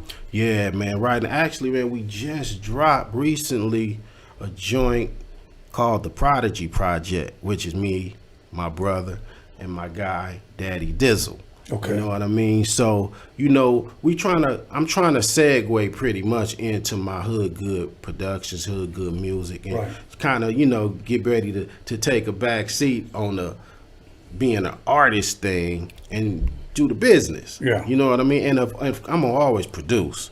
So, you know, so now, man, we're at that point where we're dropping our last things. So I got the Prodeje Project. We about to go full throttle with the promo for that. And then we got the South Central Cartel's last album. It's called Cartelifornia. That's going to be the last full length. Yeah, you know, we might get an itch to drop a single every now and then. Right. But that's going to be the last full length album, man. So Prodeje Project right now. Then I got an album with LP. Dope. LV and Prodeje. Yeah. We like 85% done with that. So awesome. I got that one. My brother Young Pride got an album. He got a AKA Cali Pitts too. His name Cali Pitts and Young Prodeje. So we got that. You know what I mean? And LV got a bomb ass solo album that he just finishing up, that he finna drop, man. So, you know, we ain't stopping. Yeah. You know what I mean? Cause we ain't doing music just to make money. We doing music cause we love music. Yeah. So, you know, we ain't gonna never stop doing it. That's dope, man. That's dope. Can the people expect any visuals, any videos? Bruh, yeah, we just shot a joint. We actually did a joint about all the crazy police brutality joint called Mama I Can't Breathe. We didn't want to name it I Can't Breathe because it's about 1,000 songs out called that. Yeah. So we threw the mama on the beginning of it. We just shot a video for that. And we finna shoot, actually tomorrow we shooting a video. We got a song called Good Times. We about to drop video for that. And we about to drop 4 videos off this EP that we just dropped. That's dope. Now, where can people go and purchase this EP if they wanted to? Is it all... Well, right now the EP is digital, but I'm waiting on the CDs, so I'm gonna have them. You're gonna have hard copies? Yeah, I'm gonna have the hard copies, man. Because what happened really was, I had pushed the release of this. You know, when all of the COVID shit started, I pushed it back, dude, and I forgot when. I pushed it back 2 months, and I just lost track of time, and it came out on me. I really didn't want it to be out yet, but you know, dude, we ain't. You know, it's out there, but. They'll see when we push it. The push gonna be the push. You'll see it more when we pushing it. Okay. When the videos and everything ready, I'm kind of like moving slow right now because I need them damn visuals. Right. You feel me? So they coming. The visuals is what sell it, and the hard copies. Believe it or not, there's still a lot of people that still love hard copies. Dude, bro, we be selling them. We go and do shows. We still be going to Japan and Europe doing shows and stuff. So I mean, dude, that's where it's at. That's where it's at. They still love our music. Like, you can go to Japan and it's like 96. That's how the people love you over there. Yeah. We can walk around LA like, what up, Pride? You know what I mean? But you go to Japan, they look, man, they over there crying and shedding tears. Real shit, dude. Say you're doing a show in Japan tonight, hypothetically. And what would be your last song that you perform? Man, they seem, you know what, dude? Damn, the last joint? That you know is just gonna rock that motherfucker. Man, we damn near everything rocked them. But I would say, man, over there, it's a SCC thing. It's a good last song. Okay. You know, and if I'm in Europe, if I'm in France, I'm gonna do All Day, Every Day last. Because we did that shit 5 times. 5 times? They kept asking us to do it over. Do it again, do it again, do it again. To the point where we didn't do 5 or 6 of the songs that we had to do. So there was just like 6 encores. They or 5 kept encores. asking for an encore. Damn, like that? And all we did was put the mic like this. And they rapped it. They rapped the whole damn song. It's fucking awesome, man. Those are That's awesome. the beautiful thing about this shit. Yeah. You feel me? Now, let me ask you this, and if you're not doing it, I encourage you. Have you guys been filming any of this? This? No, when you guys... Oh, man, yeah, I got a gang of it. Okay, good. I got a gang of it, yeah. My phone, I got one of them extra big phone with the storage. It's full of that stuff. And you know, the people who we went, they had it filmed too. So we got the professional footage as well. Awesome, awesome. At this time, brother, you care to give any shout outs to anybody? Man, I always want to give shout out to the people that still, you know, messing with the SEC, that's still supporting, man. Because at the end of the day, if it wasn't for y'all, it wouldn't be no us. You know what I mean? That's who deserves the shout out, man. I'm gonna leave it at that. And we want to give you a shout out for having me over here, man. Much love. Well, thank you for allowing me to have the honor to interview you, man. Man, you know, I was coming when he asked me. I'm like, oh, Tony, huh? Yeah. That's what's up. I'm gonna come do that. All good, my brother. All good. So, all right, you guys, once again, go get yourself a couple of modelos because I have a very special guest coming next. You don't want to miss this one, so make sure you call somebody, text somebody, pay somebody, slap the shit out of somebody, let them know that Mayito is in the motherfucking building. Thank you, Big Prodigy. Well, she's much love. Wes. 10 minutes.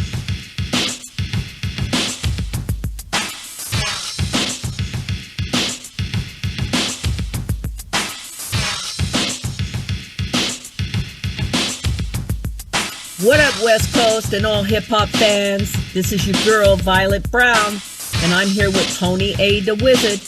And if you're rolling with us right now, that means that you love West Coast hip-hop. And if you want to know the real deal from the real players, the real people behind the scenes, you better pick up Tony's new film, Roadium Mixtape DOCUMIXERY. You get it by going to DOCUMIXERY.com. You better get this, and I want to do a special shout out and a rest in peace to my man Steve Yano. I'm out. Yo, what's up? It's Bella. I'm here on Roadium Radio with my boy Tony A. the Wizard. Stay tuned. Yo, it's Ray Monique on Roadium Radio with Tony A. the motherfucking Wizard. Tune in and subscribe. What's going down, everybody? This is Big Rich G here at Roadium Radio with Tony A. You guys got to check this out, man. Don't miss out. Tune in. It's your boy Producer A here at Roadium Radio. It's your boy Tony A. Make sure y'all subscribe every Sunday, Wednesday, 7 p.m. with the dopest podcast popping in the motherfucking West Coast. Make sure y'all subscribe. Peace. Yeah, this is Pablito here at Roadium Radio. I'm here with Tony A. the Wizard. Tune in. What's cracking? It's your boy Noel G in the house, aka Hector. You guys know what time it is, right here with the Roadium Radio Show, hosted by your boy Tony A. the Wizard. Keep listening. We got something good for you. It's MC Magic, and you got it locked on Roadium Radio.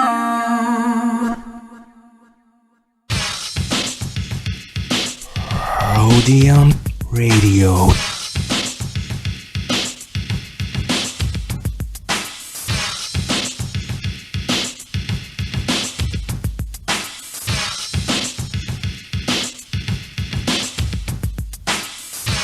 This is your deal on Roadium Radio. Grab a seat on my knee with Tony A. the Wizard.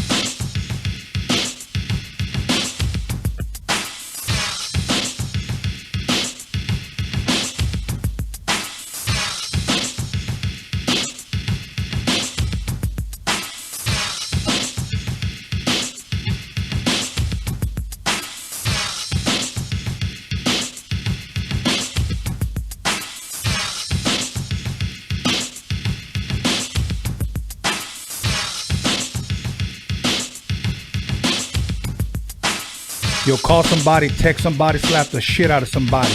Let them know that Roadium Radio is live up in this biatch.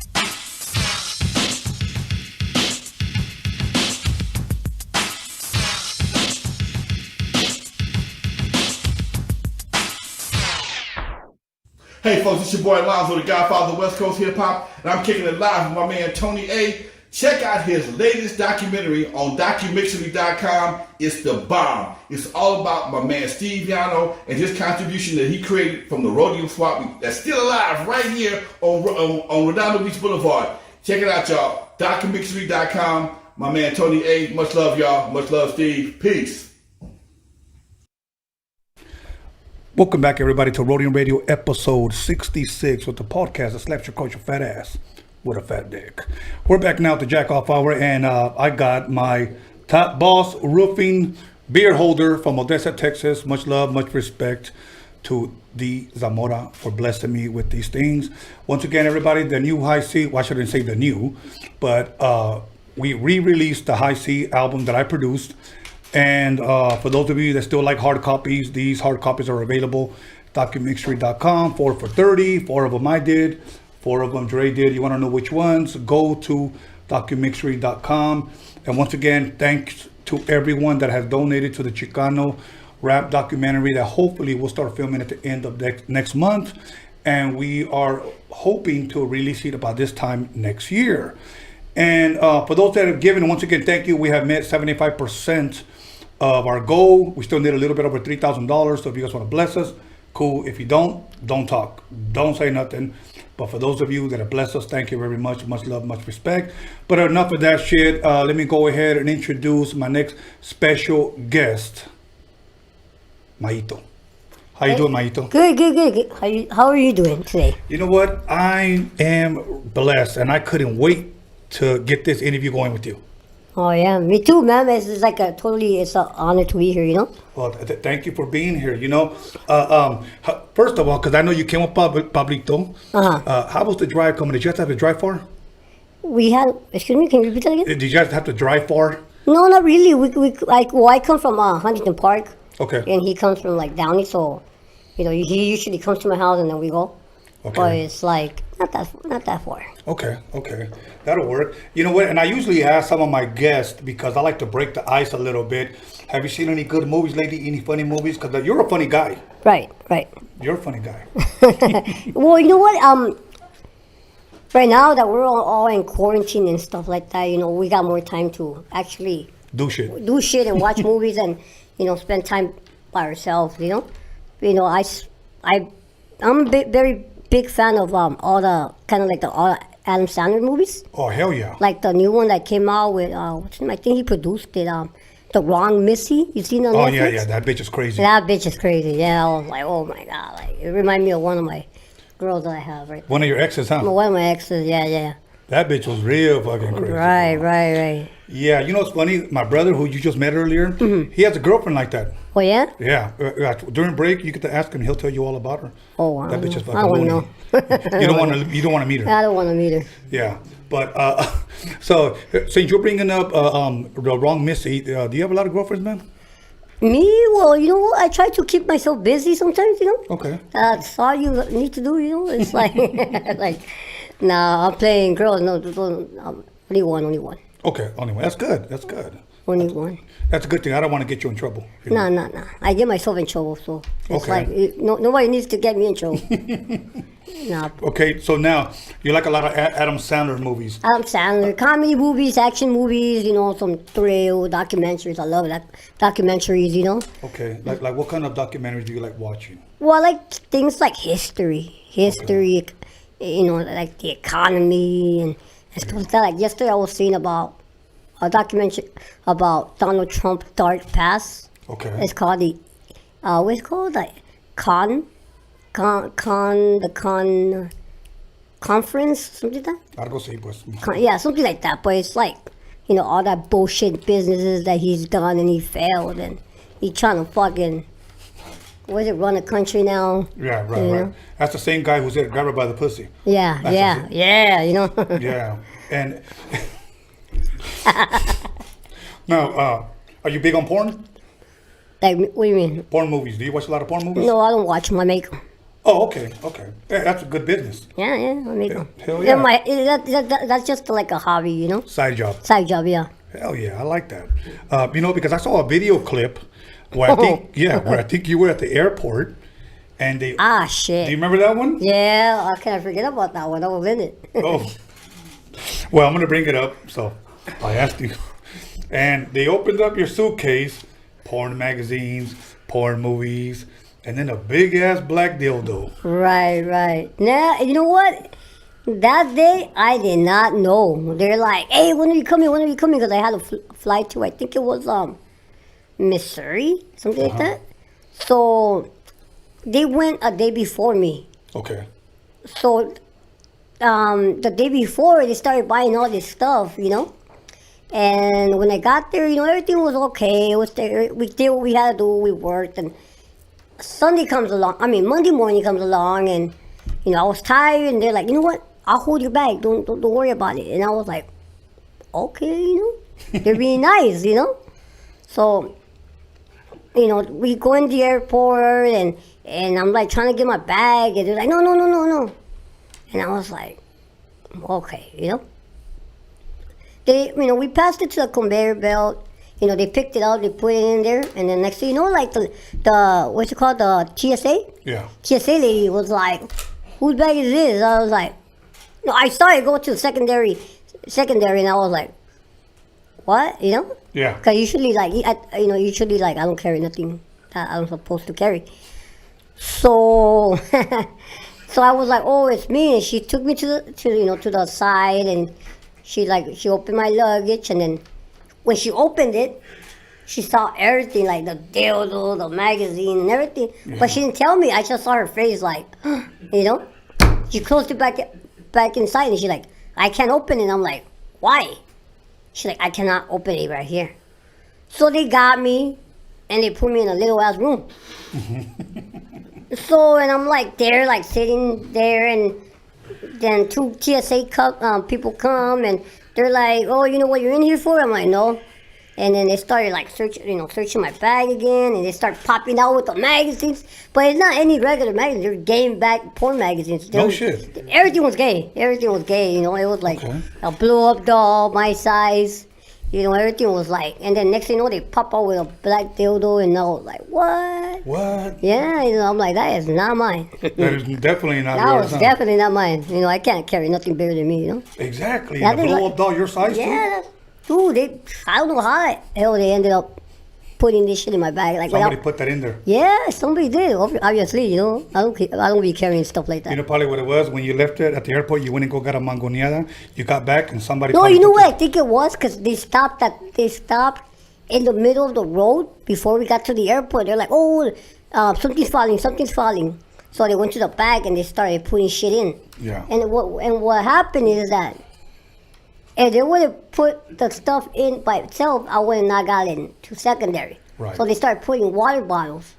Yeah. So it could look like in the machine, like liquid, you know? Yeah. So that's why they got it. They got it and they got me and, you know, everybody. And then I got so embarrassed, man. That was like the worst day of my life because I was tired.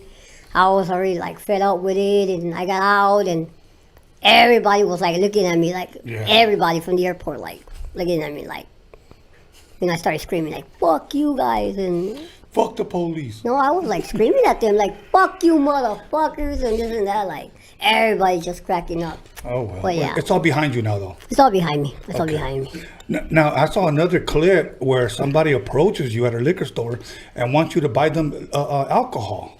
Remember that? Oh, yeah. Yeah, and then they arrest you because you bought the guy a 40. Yeah, it was an underage kid, you know, but, you know, then he turned out to be a 21-year-old with no ID. And right. Yeah. And you got arrested. I saw that. I get arrested all the time, but they let me go. No shit? Yeah. You can sneak out? I just you get out. That'll work. And I got a good lawyer. Oh, hell yeah. Same lawyer that, you know, took out O.J. Simpson. So. Oh, yeah. Those are good lawyers. Yeah, the 18. Hell yeah. Now, where was Little Mayito born at? Little Mayito was born in Culiacán, Sinaloa. Sinaloa. Yeah, and I was brought to L.A. like when I was like 8 months old. 8 months old. Yeah, okay. so. Is that where your parents are from out there? They're from Culiacán, yeah. All of them, both of them. You know, they're from over there, and actually my dad lives over there too. Okay. So he comes once in a while, but you know, it's my mom is here, my aunts are here, you know, all my uncles are over there, and they're just scattered everywhere. Yeah, and where exactly here and were you raised at? Were you raised in LA? I was raised in LA, yeah, in Huntington Park, Southgate, around those areas. You went to school, elementary school? I went to HP High School, Park High School, yeah, and elementary, middle school, everything here, and some college. Some college. Yeah. Why some college? Because I only did like 2 years. 2 years. I did East Los. Okay. You know, I went to go take my basics, and I was like, you know what, school is not for me. I don't know. Yeah. You had bigger and better things. Yeah, bigger and better things. Yeah. That's good. So now let me ask you a goofy question. How old were you when you had your first girlfriend? I think I was like 13. 13? Yeah, I was like, it was in middle school, 13, like, yeah. Damn, you beat me. Why? I didn't like kiss a girl till I was like, I think 16. Yeah? Yeah. Yeah, you're one step ahead of me. And you know what? I was like less shy back then. I mean, I was more shy back then, sorry. Really? I was like really like to myself, and you know, I was like not very I was social, but like not too much. Like, how can I say it? Like, if you talk to me, I'll talk to you. Mm-hmm. You get me? Like, now it's like it's hard to not to be social, you know? Well, especially when you got a bunch of beautiful girls hanging around you. Yeah, well, you know, they're groupies. So. There you go. So now, growing up in Huntington Park, Southgate, what type of music was played in your Mexican home growing up? Well, I remember my biggest memory my childhood memory is Saturday mornings. When my mom was not working, she used to like clean the house, but she used to bust that Ana Gabriel like fucking all out, like fucking bumping Ana Gabriel and mopping and fucking doing the dishes and waking up like fuck, like 7 a.m. you're bumping Ana Gabriel at this time, like really, like you know. But it's like now I listen to it. Now it's like that brings me back like those bad memories. Childhood memories, yeah. Like I used to hate how she sings. Now it's like I appreciate it a little bit more, you know. Yeah. That's my mom used to wake me up to Spanish music. Fucking, I used to smell like pine sol because she was mopping too. Oh yeah. You know what I'm saying? Music and pine sol. So, but breakfast was always cooked. Yeah. You know what I'm saying? So, I ate good growing up. As you can see how tall I am. Yeah. But brothers and sisters. Brothers, I got 2 brothers, no sisters. Okay. Are you the oldest? I'm the baby. The baby. The baby. Okay. The youngest one. Yeah. Now, you know, I have to ask you because when I saw this, I couldn't believe it. Okay, but I have to ask you. I saw you in a video that you were driving. Yeah. You drive? Yeah, I drive. For reals? Yeah. No shit. Yeah. Wow, because you were jamming, you pulled over, and you got out, and I go, ay, güey, este güey maneja. Yeah, you know? I drive. So, did it take you long to, you know, or ¿cómo le hace? How do you do it?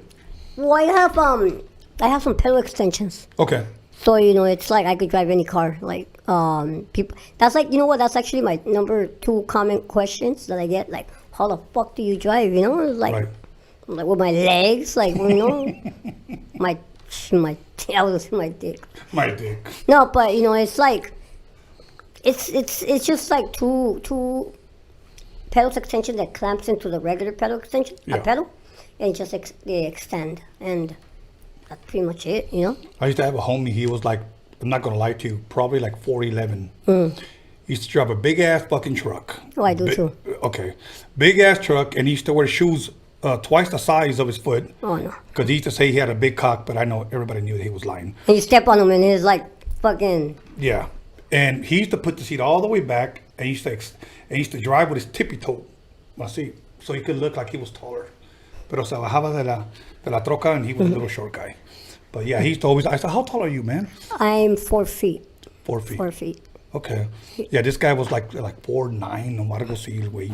But yeah, he used to always drive a big ass fucking truck. So now, you go clubbing a lot? I used to, but you know, it gets to a point that you're fed up with it, you know, like you working all this stuff, and right. You're just like, you know, I told, like, when I go out on a date, I tell them, you know what, let's go anywhere except a club.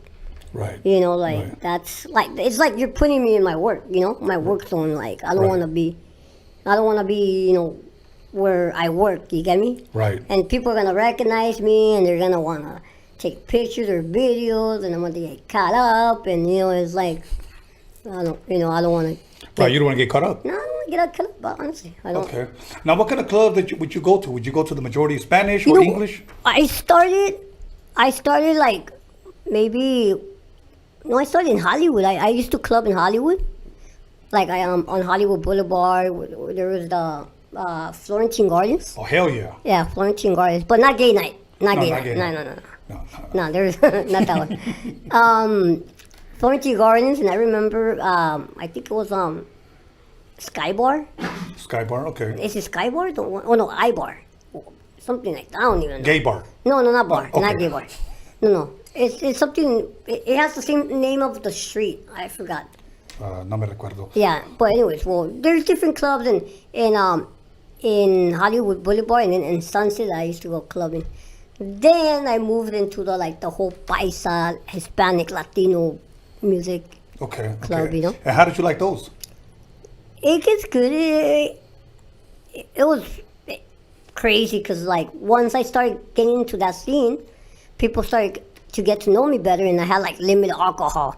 Yeah. And that's when things got bad, you know, because I used to wake up with a big ass crew, you know. Yeah, and then a fat, naked, booty bitch lay next to you. Yeah, you know what? It's crazy because I used to wake up like every weekend. I used to wake up with different person like next to me. I was like, oh, what? Like, where am I? Like, I used to Yeah, what the fuck happened? Yeah, like what the fuck? Like, yeah, it's like scary. Mexican Twilight Zone. It's scary, man. Scary. Waking up and not knowing where you're at.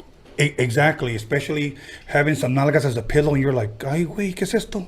Yeah, I know, and then like you go with somebody, and then you wake up with another person, like because she took off her makeup or something. You know, Yeah, what the you fuck? know how that is. Yeah. You know, I mean, you see a pretty girl at a Mexican club like Potreros. I don't know if you ever went there. Yeah. Oh yeah. Well, yeah. Okay, but once you turn on the lights, I'm like, ay, güey. Yeah, you're like, fuck, turn back off the lights. So now, what type of drinks do you drink when you go to a club, man? Do you drink a lot of mixed drinks? Well, I used to Bucanas? drink. I don't drink anymore. I have like 7 years without drinking, but I used to drink when I used to go to the Hollywood clubs. I used to vodka and Grey Goose and cranberry. Okay. Now, you know, we started going to the Paisa, pura Bucana, you know, Bucanas and and fucking what else? Corona Modelos. Yeah, Corona Modelos, Patron. Like, I remember I had to go on stage, and then I told my friend, hey, I'll be back. I'm gonna go get something to drink. Yeah. I went to go get something to drink. By the time I got back, like 5 people stopped me on the way back to the back, like in the way back. Yeah. And I took like 5 shots with like everybody. And I don't know how the fuck what happened that I got back there like already fucked up. Like they're like, what happened to you? I'm like, dude, I'm like done. Yeah. I remember I threw up that day like so many fucking times. Right. I was so fucked up that I was selling cocaine without having cocaine. People were just giving me 20s. No shit. And and everybody was expecting like me to give them something, you know. Yeah. But I had shit. Right, and my friends like, oh shit, like, you know, he's getting attacked. You know, the people were giving me money.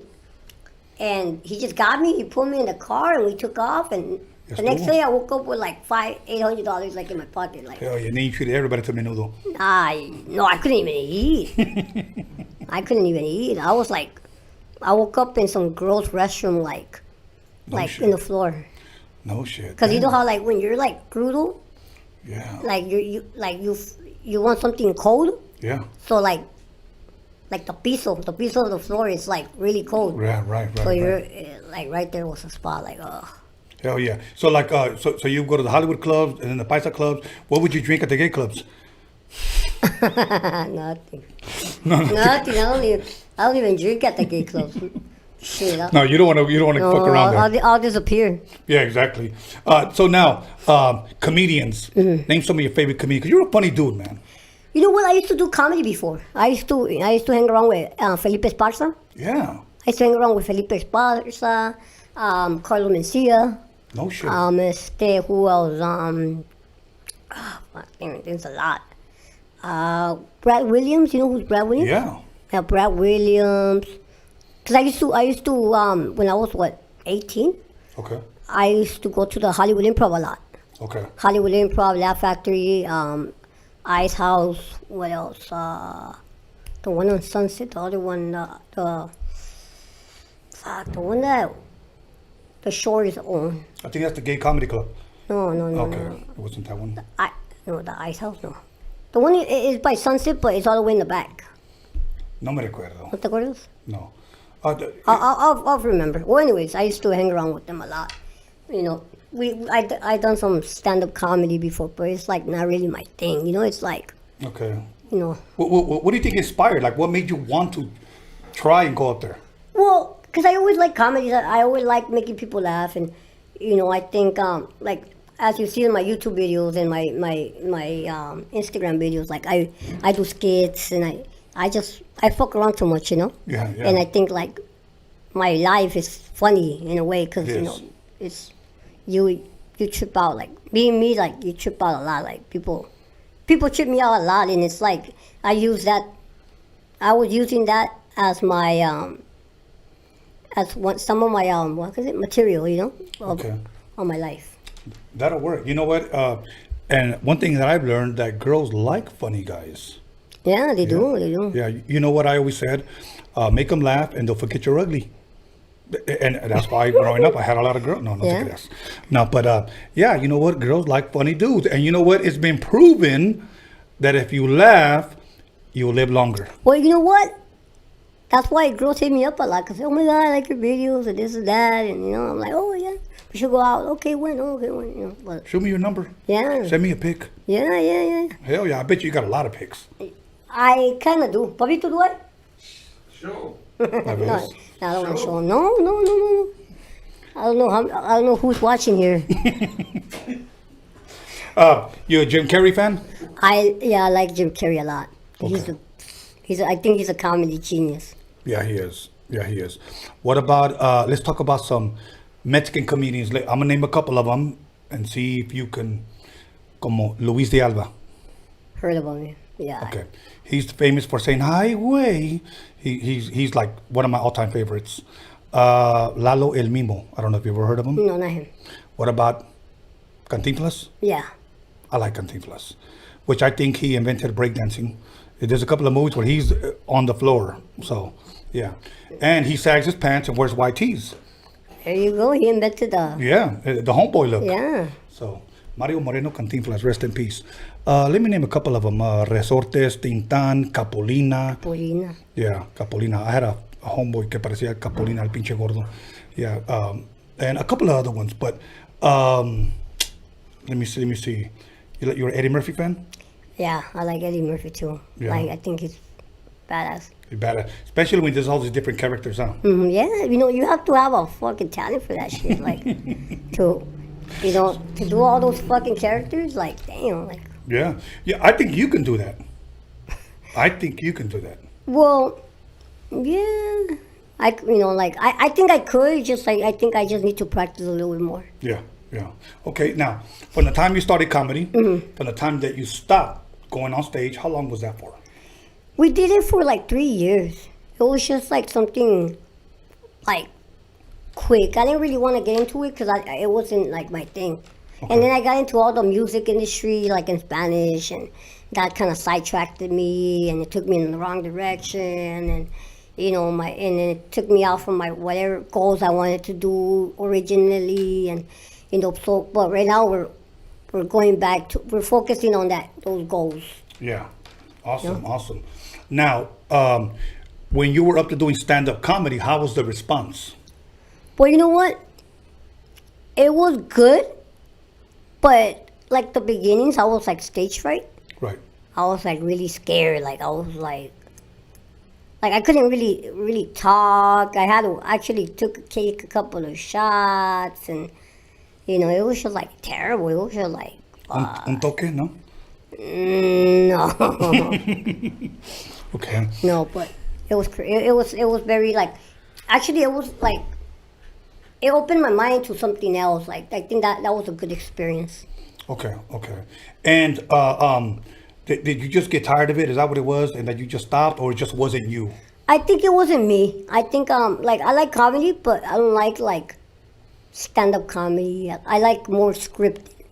Okay. I like to be more. I think because I like to be more organized. Right. Okay. More organized, and I think I don't like the pressure. Put it that way. I don't like people looking at me like, like all the time, and so you look at me and I fucking forget what I'm gonna say. So.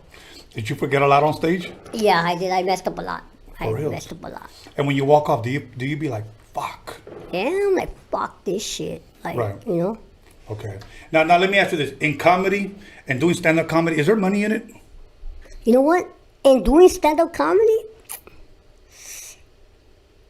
there's no money. There's no money. Like, I used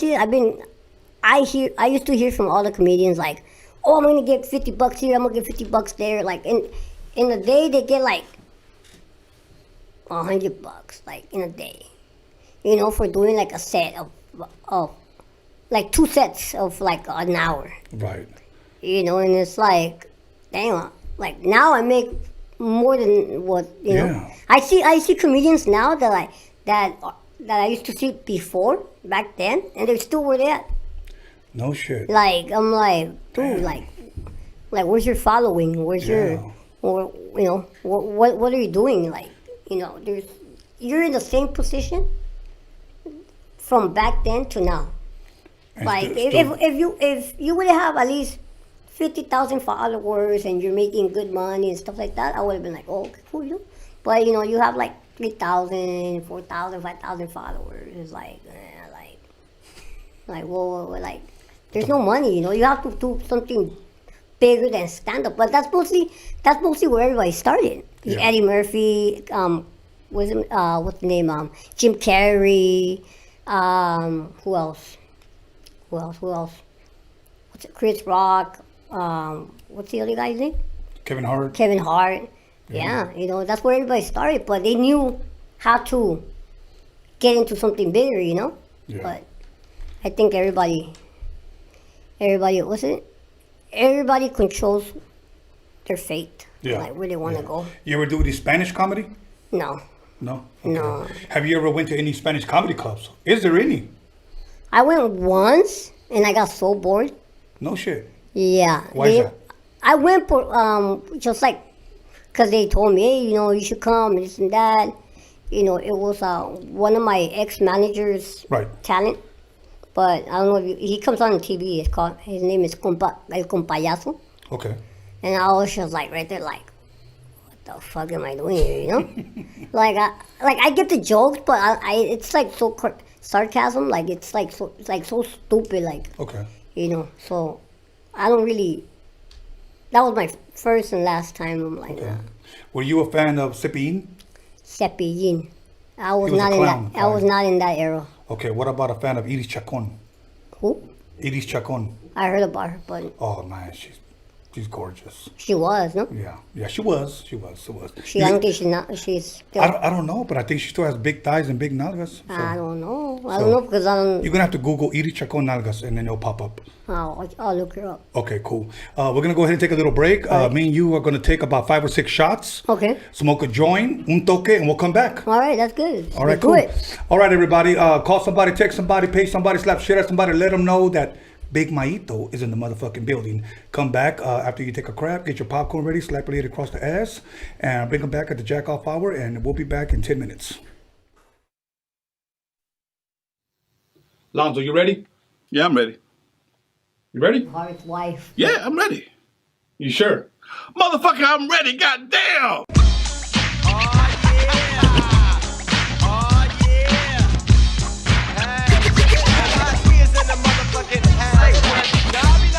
Like it ain't shit, cause I'm a player motherfucker named DJ Quick.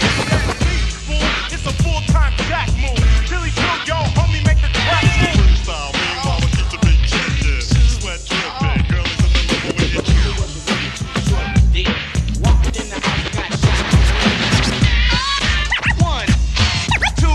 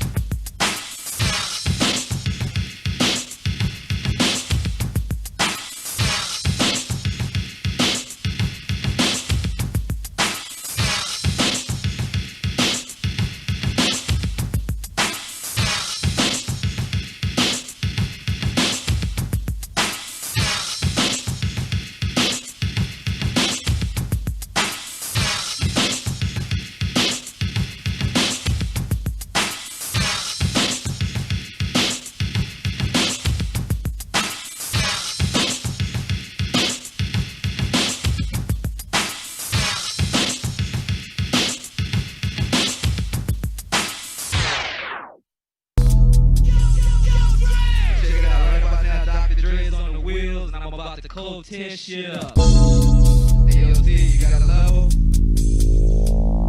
Steve, hit record, man. Get busy, easy, and Tony A on the 12 technique, see? Here's a little something about a nigga like me. They never should have been trying to take from me. Yo, this is your main man team.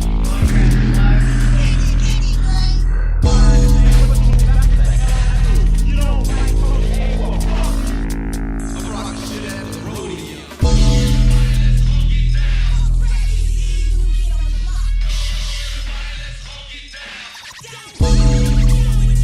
Let's do 1, 2, 1, 2. Right about now, you need to motherfucking Drop that bass.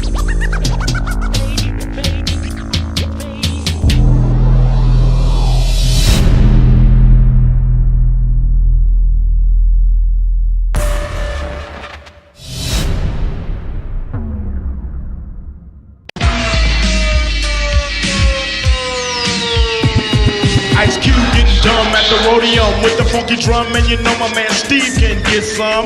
With a fool like Tony A when he plays stupid dope shit by WA. You wanna spray? Dumb motherfuckers, no doubt. And sucker DJ, get the fuck out. Tony A. What did you say your name was? Tony A. I have won 1 million battles. Lights, cameras, action, sound. Give me that mic, I'm about to go down. Thinking of a master plan.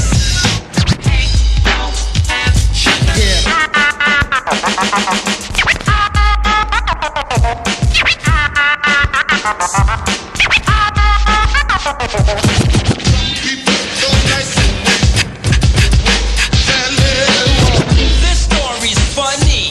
I met this girl and she had money.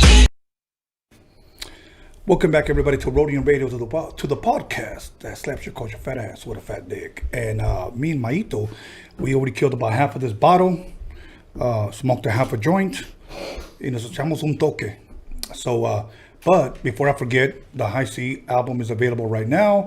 The 4 hard copies of the CDs that you guys have been requesting, and 4 of them made by Dr. Dre, and 1 of them made by me.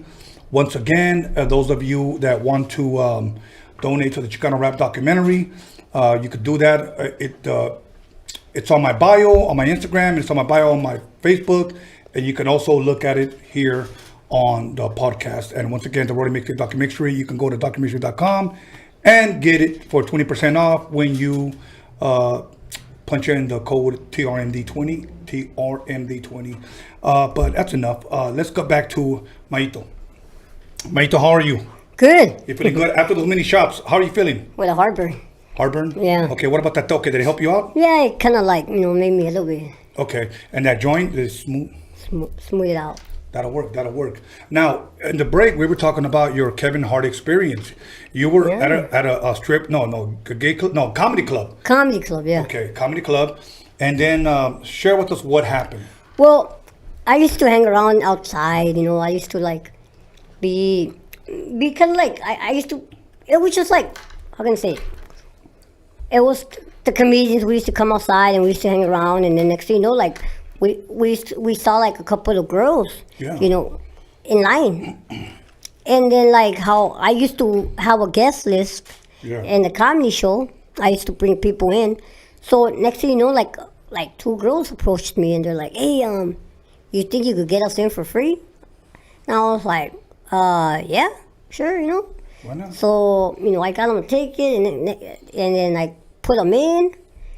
And then the night, like when the thing was over, she's like, oh, thank you very much, and this and that. She gave me her number. No shit. And we started texting, and and she started coming along often, until my friends, the comedians, they're like, hey, who's that? I'm like, nah, who's that? And he's like, dude, you don't know who's that? So they didn't even want to tell me. Right. So, I left it as that until they told me, you know what? Just, be careful, that's Kevin Hart's wife. And back then, like back in 2000 and I think it was 2007 or 8, like Kevin Hart wasn't really that known, you know. He Right. was known, but not as much as right now. Of course. So I was like, who's Kevin Hart? Until I really Googled him and like, oh shit. So she was texting me like she was like, oh, you know, I want to be a comedian and this and that, and you know, and I want you to help me. And I was like, wait a minute, like how come your husband doesn't help you? He's a comedian, you know. Right. And she was telling me that, you know, he doesn't want to help her out and this and that. Well, to make a long story short, I found out that she got divorced like a couple years after. You know, I think her name was Tori Hart. No shit. Yeah, like I was like, what the fuck? Like, why are you telling me to get you into the club? Like your husband's a big shot, you know? It's like Now she wasn't one of the girls that you would wake up to, was she? no, Okay. no. I didn't do nothing with her. You know, I didn't. Okay. There was no dirty taxi, none of that. It was just like No hey, pictures? no pictures. No. Oh, okay. Okay, that'll work. Now, you know, earlier we were talking. We were outside. We heard a weird ass noise, and you thought it was a pterodactyl. Yeah, I thought so. Yeah. Yeah. Because they be roaming around my house. Oh no shit. Yeah, I'd be like freaking out, like what the fuck. You're a funny dude. You know that, right? Now, you been in any movies, man? You know what? I've been in like 2-3 independent movies. Okay. But they're Spanglish movies. Spanglish movies. Okay. Yeah, they're like suspenseful, horror, comedy, gay. Comedy. Okay. Yeah. So you know, it's like I did it as a favor, kind of. You know, it was a good experience. You know, I learned a lot, but that's about it. You know, I came out in the magazines. I done some commercials. You ever get like those magazines? You know, the centerfold. I got one, a 2-page spread. Okay. But it was like a wheel magazine. Okay. So they were trying to show off how big the wheel is. I mean, the tire is. So, right. So they had to use a little guy. So the only guy that they could call that they know it was me. Like, hey, you know, you think you want to shoot? You know. Right. And it was the Ultimate Wheel Guide, 2008. Okay. And were you like laying down? I was standing up Oh, because okay. the tire was like huge, man. Like it was like a 36-inch tire, something like that. Okay.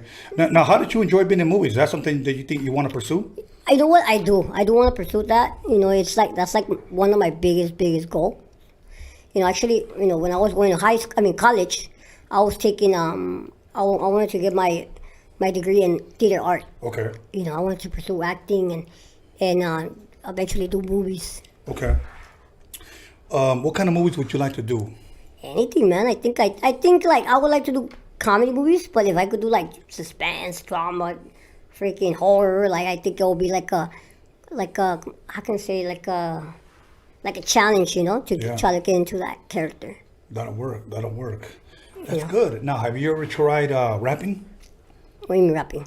Like rap. I said Like hip. rapping like Hip. Christmas gifts or like No, tamales. oh tamales. Sí. Yeah, I know. Oh, good. It's hard to keep a straight face, man. Yeah. You're making it hard on me. So, but, okay. Now, what is Mayito? No. I have to ask you. I seen you in a couple of videos, music videos. I think it's ¿cómo se llama este? Johnny Humilde. Johnny Chingas. No, Johnny Chingas, no, ese güey ya está, ya se murió. Pero se me paró. Yeah, se me paró. Yeah, pero Jimmy Humilde. Yeah. Yeah. Tell us a little bit about that. Well, me and Jimmy, we've been knowing each other for like since like what 2008. Okay. You know, we always been friends, and you know, and like 2 years ago, you know, he started a tour called the SMO. Okay. It's called Smoke Me Out. Okay. So last year, he decided, hey, maybe you know we could put you in tour, you know, go on tour with us.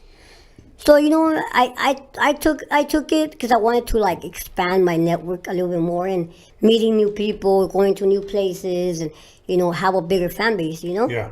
Because people were asking me, hey, when are you gonna come to Texas? Hey, when are you gonna come to Arizona? Hey, when are you gonna come to Miami? So, you know, I used to work with another artist, but that other artist didn't had that, how can I say it, those places where he could perform, you know? Yeah. But Jimmy did. So I was like, you know what? It's gonna be a good experience, you know? It's gonna be a good experience, and you know, yeah, and they put me in a show, and I think this year we're gonna do it. Hopefully, if everything with the COVID gets better, we have a SMO on July 10, 11, and 12, and so hopefully everything goes good. Okay. But he's good. He's a good friend. I've been knowing him since 2008. Yeah, and if I'm correct, you appeared in a lot of his videos, right? Yeah, actually, he was doing kind of like a blogs. Okay. So I come out in his artists. I come out in some of his videos. I come out I pretty much come out in whoever wants me to be a part of it. I don't say no to nobody. Okay. And now, the awesome thing about social media is this, because when I grew up, we didn't have anything. You had to go out there and make your damn fans. Yeah, you have to get numbers and call them back. Hey, I'm going to be over here. I'm going to be over there. Right. And you now today, we are a part of social media. We have Facebook, we have Twitter, we have Instagram, YouTube, TikTok, Snapchat, whatever. It's so much easier to connect with your fans. Right. When you first got on Instagram, did your fan base grow immediately, or did it take a while? I think it took a while. I've been having, I think, Instagram since 2011. Okay. I think halfway is when it started booming, fast boom. Because I started doing videos. I started, collaborating more, and I started, doing stupid shit. That's what people want to see is stupid shit. So we just give them stupid shit. Just give them stupid shit. Yeah. Now, where can people, if anything, see a lot of your skits? Because I've seen a lot of them, but I've seen a lot of them on your page. You know what? You could go to Instagram, El Mayito Oficial. Okay. And I was thinking, I have a TikTok, but it's I don't really like TikTok because it's not original content. You get me? Okay. It's more like a voiceovers. So it's I don't really see that as something interesting. Okay. I like original content, something that people could say, okay, this is an original skit. Nobody has done this before, and I did it, and it came from me. On TikTok, it's just cut and paste, stuff like that, and I just don't think it's for me. Okay. And on Instagram, the dope thing is that you could do a dope skit within less than a minute or a minute. No, but you can also do it more. Yeah, now you can. Yeah, now you can. Now you can. But before it was 14 seconds. So what can you do in 14 seconds? Yeah, exactly. Ni te la puedes jalar in 14 seconds. Nada. Yeah.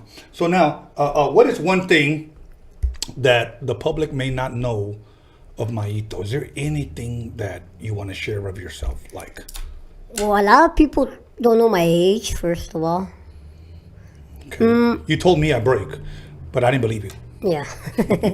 Well, they don't know my age, so it's I try to keep that as a mystery, because I don't know. I just think it goes with it, it goes with the whole stigma, how old is he, sometimes I come out in a music video with an AR-15, and they're like, why is this little kid holding a gun, Right. So that helps. Right. Bad publicity is good publicity, so yeah, no matter where it comes from. And girls like guys that are mysterious, the kind of guy that would look at a girl and say, there's things about me you wouldn't understand, things about me you shouldn't know. Yeah, they like shit like that. They do. Yes. I just tell them, look, as long as I'm not underage, everything's okay, You know what, one time, I'm going to tell you a little story. Go ahead. I was, I met a girl. This was the first time seeing her, right? And I was coming out of my house at 2 a.m. because she's like, oh, I'm going to go see you. At 2 a.m. Damn. Yeah, so I come out of the house. We were texting for a while, She knew how I look and everything, so she's like, I'm going to go see you. I'm like, okay, cool. I come out of the house. When I walked out of the house, I see a cop pass by. Oh, shit. And then I saw the cop, and the cop saw me. So I stopped, and the cop, what he did, he busted a bitch, and he went back, and he's like, hey, how old are you? And even the cops don't tell him my age. I'm like, hey man, I get all crazy too with them, hey man, I'm old enough. Yeah. He's like, oh shit, once I start talking, they believe me, Oh man, my bad. I'm like, and then they're like, you know, have a good night and this and that. But the girl got scared. Because she's like, oh my God, like, you know, she's like, you scared me for a bit right there. She thought I was in that show, like, Catch a Predator or something, you know? Exactly, like, yeah. She was fucking scared. She was like, you're going to get me caught up and you're fucking thinking that you're like 7 years old and, you know, but it's funny and it's crazy because, like, they started, like, I remember they started taking pictures with me, the sheriffs. No shit. Like, outside my house. And I'm like, dude, I gotta go, you know, and they're like, oh, no. Dude, they called like 3 patrol cars more. They were all in front of my house and taking pictures with me. And I'm like, at 2 a.m, man, like, and the girls all scared, thinking like, oh shit, like, am I gonna like catch a case here or what? Right. You know, we went to the gas station and the same cops were right there. No shit. And they're like, hey, who's that? They were like telling me, who's that? I'm like, oh, some girl. She's like, hey, you gonna fuck her or what? And I'm like, what the fuck? Like, dude, like, you guys are cops, you know, you guys are supposed to, like... Yeah, you know, neutral, you're fucking my game up. Yeah, you are, you're gonna fuck it up. And I'm like, he's like, you go get her, and this and that. But I get that shit all the time, you know, I don't really get pulled over, but cops trip out when they see me. Did you get laid that night? You know what? No, because I think I got mad at her. Like, you know, I don't know why. I don't know why I got mad at her. Girls get jealous sometimes. No, it's just I got mad at her for something like some stupid shit. I don't even remember what it was. Okay. But I just like, you know what? I told her, just take me home. I don't Yeah, wanna just take deal you home. with That's that. it. I just don't want to deal with it. Yeah, you fucked it up. Yeah. Okay. Now, what is one thing that Mayito misses doing since this whole pandemic thing? Because, you know, at one point we weren't able to go out, you know, but now we're starting to open up things a little bit now. What is one thing that you missed that you I couldn't think do? traveling. Okay. Yeah, like last year I did like 60 places. Like we went to 60 different places, states. Wow. You know? Okay, like performances and all this Yeah, other shit. I think that traveling, you know, like seeing new people, seeing new places, and just like the people, you know, like you on stage and you feel that energy, you know. Yeah, that's dope. That's what I miss. That's dope. And during that time when you were getting booked, was it just for mostly hosting? Was it for comedy? Was it? It was mostly hosting. Okay. You know, because there's like a lot of people that they want to see me and they want to take pictures with me and stuff like that, and we do kind of like a little skit in the middle of the performances. Okay. Like we do like a little skits. We talk to the people. We fuck around, and you know that's all we do. Good. And you love interacting with all that. Yeah, I do. I know. That's awesome. That's really awesome, because there's a lot of people that don't like what they do, and they do it and they say, well, it's just a job. You know what I'm saying? But you actually enjoy it. Yeah, I enjoy it. You know, sometimes it does get irritating because people don't know how to behave themselves, and they're like, they think I'm a fucking doll, and they're like, you know, they try to pull me and shit. And I'm like, hey, relax, you know, like, yeah, cálmense, like. Yeah, I mean, sometimes you get girls that just want to grab you. Yeah, you know, I got in crazy girls that they be fucking trying to grab you like from your dick and shit. Yeah, exactly. You gotta tell them, cálmate. Yeah, one time that happened, I got so mad because that shit hurt. You know, she fucking just pinched it, like, damn. Like, damn, all that meat. Yeah. Fuck that. Yeah, believe me. I feel like a piece of meat, you know, like. Yeah, you don't want to feel violated, used. you know. You don't want to feel used. No, I know, you know. I know that a lot of guys go through that. They feel harassed and, you know, violated. Yeah, it's wrong. Guys, you guys gotta get help. If you guys, you know. Girls, when a man says no, it means no. It means no. Okay, so back off. Yeah. Anyways, brother. Okay, what does a weekend look like for Mayito? What do you do on the weekends usually? Usually now, nothing. Okay. Like now, right now. The pandemic. But like in a normal day, it's like, hey, you know, I could be here today. You know, in a couple hours, I could leave to Chicago. Like, it's like crazy, you know, like in a normal time. Right. It's like busy. Right, like doing this, doing that, shows here, shows there. You know, waking up, going to airports. Pretty much spend my whole weekends at the airport. Yeah. You know. I saw a skit where you did a "Don't Drink and Drive." Okay, and that was a good influence because you were titled influencer/actor. Okay, so I like to see positive influences coming from you. Right. You know, and I would like to see that more from other people. But what encouraged you to be a positive influencer? Well, you know what? I see a lot of people. Actually, there's a lot of people that message me like, "Hey, you know, I just catch the case. I got a DUI." So when I used to be working for a radio station, they connected me with a lawyer. So the lawyer started, you know, telling me, "Hey, you know what? Like, I want you to help me market my law firm."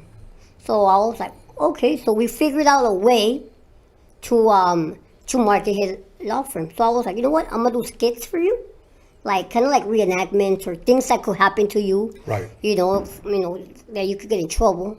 And then at the end of the video, you explain what can you do or how can you get out of it, or you know, and stuff like that." So we decided to do that, and you know, actually it got in a lot of views, like almost 500,000 views.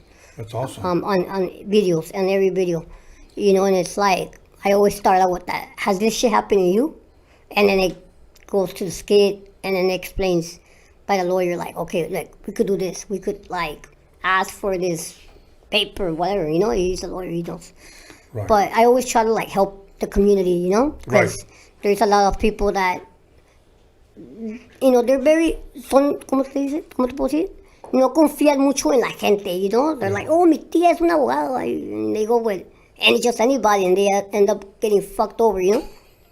You know, so Probably swap meet lawyers, you know, stuff like that. Yeah. Yeah, I know how it is, because I know this one homeboy that at the Compton Indoor, you could be able to get a social security card, you can get your birth certificate, una mica, lo que sea. You could put your eyes blue and call you John. Yeah, exactly. Yeah. Exactly. Now, you got to do a skit. You in a car, park somewhere, having sex, and the cop pulls you over. And then you get the lawyer and say, "This is how you get out of it." Yeah. You know what I'm saying? Something like that, positive. Because there's a lot of people out there having sex in cars. So Yeah, because all the hotels are fucking closed, right? they're closed. Yeah. Exactly. See, now you're thinking. Yeah. Or they want to be cheap asses and not fucking pay a hotel. That's why I have tinted windows, guys. There you go. Black, you got a tinted window place that I can go to? I'm just playing. Anyway, I drank all the tequila, so after 6 shots, you should be pretty good, right? Yeah, I'm more than good. Okay, if you need another toque, let me know, and my brother will hook you up. All right. All right, cool. Other than that, okay, Mayito, what company represents you that you can let everybody know or share, you know? Well, I'm currently working with this company called Foundation Media. Okay. Like, they're a big multi-million-dollar business, company. And they're pretty much helping me in getting, you know, the name Mayito into like bigger household name and stuff like that. With my friend over here, Pablito, you know. Yeah. So he's the one that takes care of that. But we're working on some big projects, hopefully coming soon. Awesome. I know that Pablito's always bragging about you, like he really is, okay? And he talked to me about Mayito's World. Mm-hmm. And that you guys are shopping that. Can you shed a little bit of light on what that is? Well, Mayito's World is just taking you a ride in my life.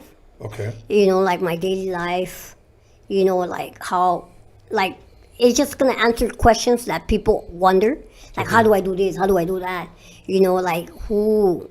You know, a lot of people ask me, like, "Oh, do you know any short people?" Like, either, you know, like, I don't hang around with short people. Like, everybody that I hang around with, they're taller than me, you know? Right. You know, that's like, we're going to answer so many questions that people want to know. And, you know, there's many people that are very, very curious, you know? Right. It's like, how do I drive? Like, you're saying you drive, you know? Right. You know? So how do I drive? How do I do this? How do I that? Like, where do you get your income and stuff like that? So we're going to show everything, and some, you know, and maybe some baby mama job. I don't know. Exactly. You never know. You never know, you know. You know what I'm saying? Expect the unexpected, you know. Exactly. You know, when is your new cologne coming out? How do you pick up on girls? Yeah. That type of shit. We're gonna do everything. You know, we're gonna try make it interesting. You know, really appealing for both audience, American and Hispanic. Awesome. Have you done anything in Mexico yet? No, I haven't. But I'm well known in Mexico. I have a big fan base over there. No shit. Yeah. Damn. A ver si me llevas un día. Yeah. I think I got the best toques over there, huh? Yeah. Anyways, you know what, man? Let me tell you something. We got a couple of minutes left, and I just want to say, first of all, we can still talk shit, pero I just want to say that it's been truly an honor and a pleasure, and I love your fucking sense of humor, and I wish you nothing but the best. Thank you. Likewise. You know, now, inquiring minds want to know, how old are you? I'm 24. Okay. Yeah. How many times have you been 24? Oof, like, I forgot how many times they asked me. Like, you know what? Yeah, like a lot. 24. Yeah, 24. I just tell them 24. You don't need to know the rest. Exactly. Every year I'm 28. That's pretty much what I tell them. That's all they need to know. I got stuck at 24. There you go. There you go. Now, let's see. I had another question for you, but I don't know if I should ask. Since we're talking comedy, if anybody would ever come up to you with some cheese, you know, some money, Mayito, we want you to do Mayito's World Porn. Are you open? No, because I think I wouldn't, because I also have a young audience that follow me, you know. So that's like, it's crazy because sometimes, you know, girls, guys come up to me like, oh, my daughter's a big fan of you. And I'm like, how old is she? Oh, she's like 10. I'm like, why do you let your daughter watch me? You know, like, I am totally inappropriate. I wouldn't even let my daughter, my son or my daughter watch me, like, you know, you get me? Right, or my little nephew, like, I don't even, it's like, well, you watching my videos, get off of my videos. Right, you know, right, it's right. like not, it's not PG-13 or PG, you know? Right, It's rated right. like XXX or rated R or whatever. More like rated R. Yeah. Rated M for Mayito. Yeah, rated M. Yeah. So, no, it was just a joke. I thought that shit was funny. But, so now, people can reach you. Your Instagram was up there, El Mayito Oficial. Eso es, así es. Okay. And then you got a YouTube. Okay. And you got a Facebook? Facebook is called El Mayito Oficial also. Okay. Mayito Oficial. Yeah, also. YouTube is Mayito World. Okay. Okay. Now, which page do you prefer the girls to follow you on? The Facebook or the...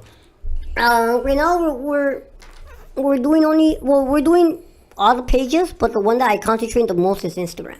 Okay, Instagram. Same here. Yeah, Instagram is the one that I have like the highest followers. I just have Instagram and Pornhub, but I'm leaving Instagram and I was thinking of getting OnlyFans for all those ladies, you know? Yeah. Fucking go subscribe.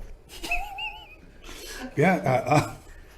What about a Snapchat? Do you have a Snapchat? Premium? I do have Snapchat, but I don't get it. It's too complicated for me. For real? Yeah, I don't get it. Yeah, I don't have Snapchat either. A lot of people ask me, do you have Snapchat? I don't have Snapchat. I got Snatchas. Right. Well, I don't got no. Or Snatch. Snatch, yeah. Snatch chat. That should be a good one. Snapchat. Hell yeah. Anyways, anything that I didn't ask you that you want to bring up? Oh, that's pretty much it. I think you covered everything. Okay. Just in case, because somebody messaged me, do you still gangbang? Do I still gangbang? No, I left my gangbang days. It's just over with, huh? Yeah. Oh, it's all in your past. It's crazy because I used to have a cholo name back in the days. What is it? Chilaquil. They used to call me Chilaquil. I was like, what the? Chilaquil. That's a fucking dope ass name. No, it's not. It's like Chilaquiles, you know, like. Hell like yeah. I don't know why. You know? ¿Con huevo o sin huevo? Con huevos. Okay. Anyways, brother, you know what, man? I got mad love, mad much respect for you because you came over here and chilled with me and you fucking held your own, you know, and I love it. And that's why I said I wish you nothing but the best. Sometimes I think porque empiezo a tomar that I feel that I forget to ask you certain things. So if there's anything you want to say, you can say it right now. If you got any comments, you got any complaints, and you got any girl shout outs, you can do it now. No, well, you know what? I want to give you, thank you for having me, and, I think, this is a good platform that you're having, and then mucho éxito, Thank you very much, Mayito.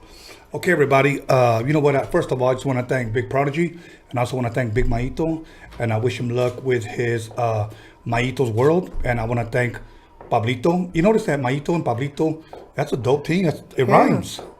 That's dope. So, and at this time, let me go ahead and give my shout outs. So, I'm going to give a shout out to John motherfucking ELKINS, because without him, this shit would not be happening. Okay, this is the guy who started up his own website, started from nothing. All he ever did was just upload his naked pictures. People started downloading them. They went nationwide, and now he's known as John motherfucking Elkins. Okay, you can buy his anal bleach, stripper glitter, girl nail polish. He's even got bisexual cologne for guys and girls. I saw some anal beads somewhere, no? Yeah, exactly.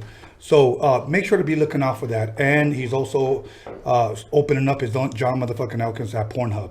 So also DJ Media Clips. You could reach him at Instagram, DJ Media Clips, Daniel Jones. I usually like to give everybody a shout out. And my brother Spice Smuggler, he's the one that sells used dick pumps. So yeah, used dick pumps. You can hit him up on Instagram, Spice Smuggler. Look him up, Spice Smuggler. He's a weird bastard, but you'll really enjoy your shit. Other than that, my son, B Scanless, on Instagram, look him up, B Scanless. And once again, Pablito, thank you very much. Much love, much respect to everyone. Have a blessed night. And Sunday, we will be back from somebody from South Central. Okay? South Central, stand up. South Central's in the house. Huntington Park. Yeah. Yeah, you were good. You were good. Stand up. Once again, Mayito, you want to say goodbye to the people? All right, guys. Thank you for joining. Que se vaya mucho a la verga. Let's go.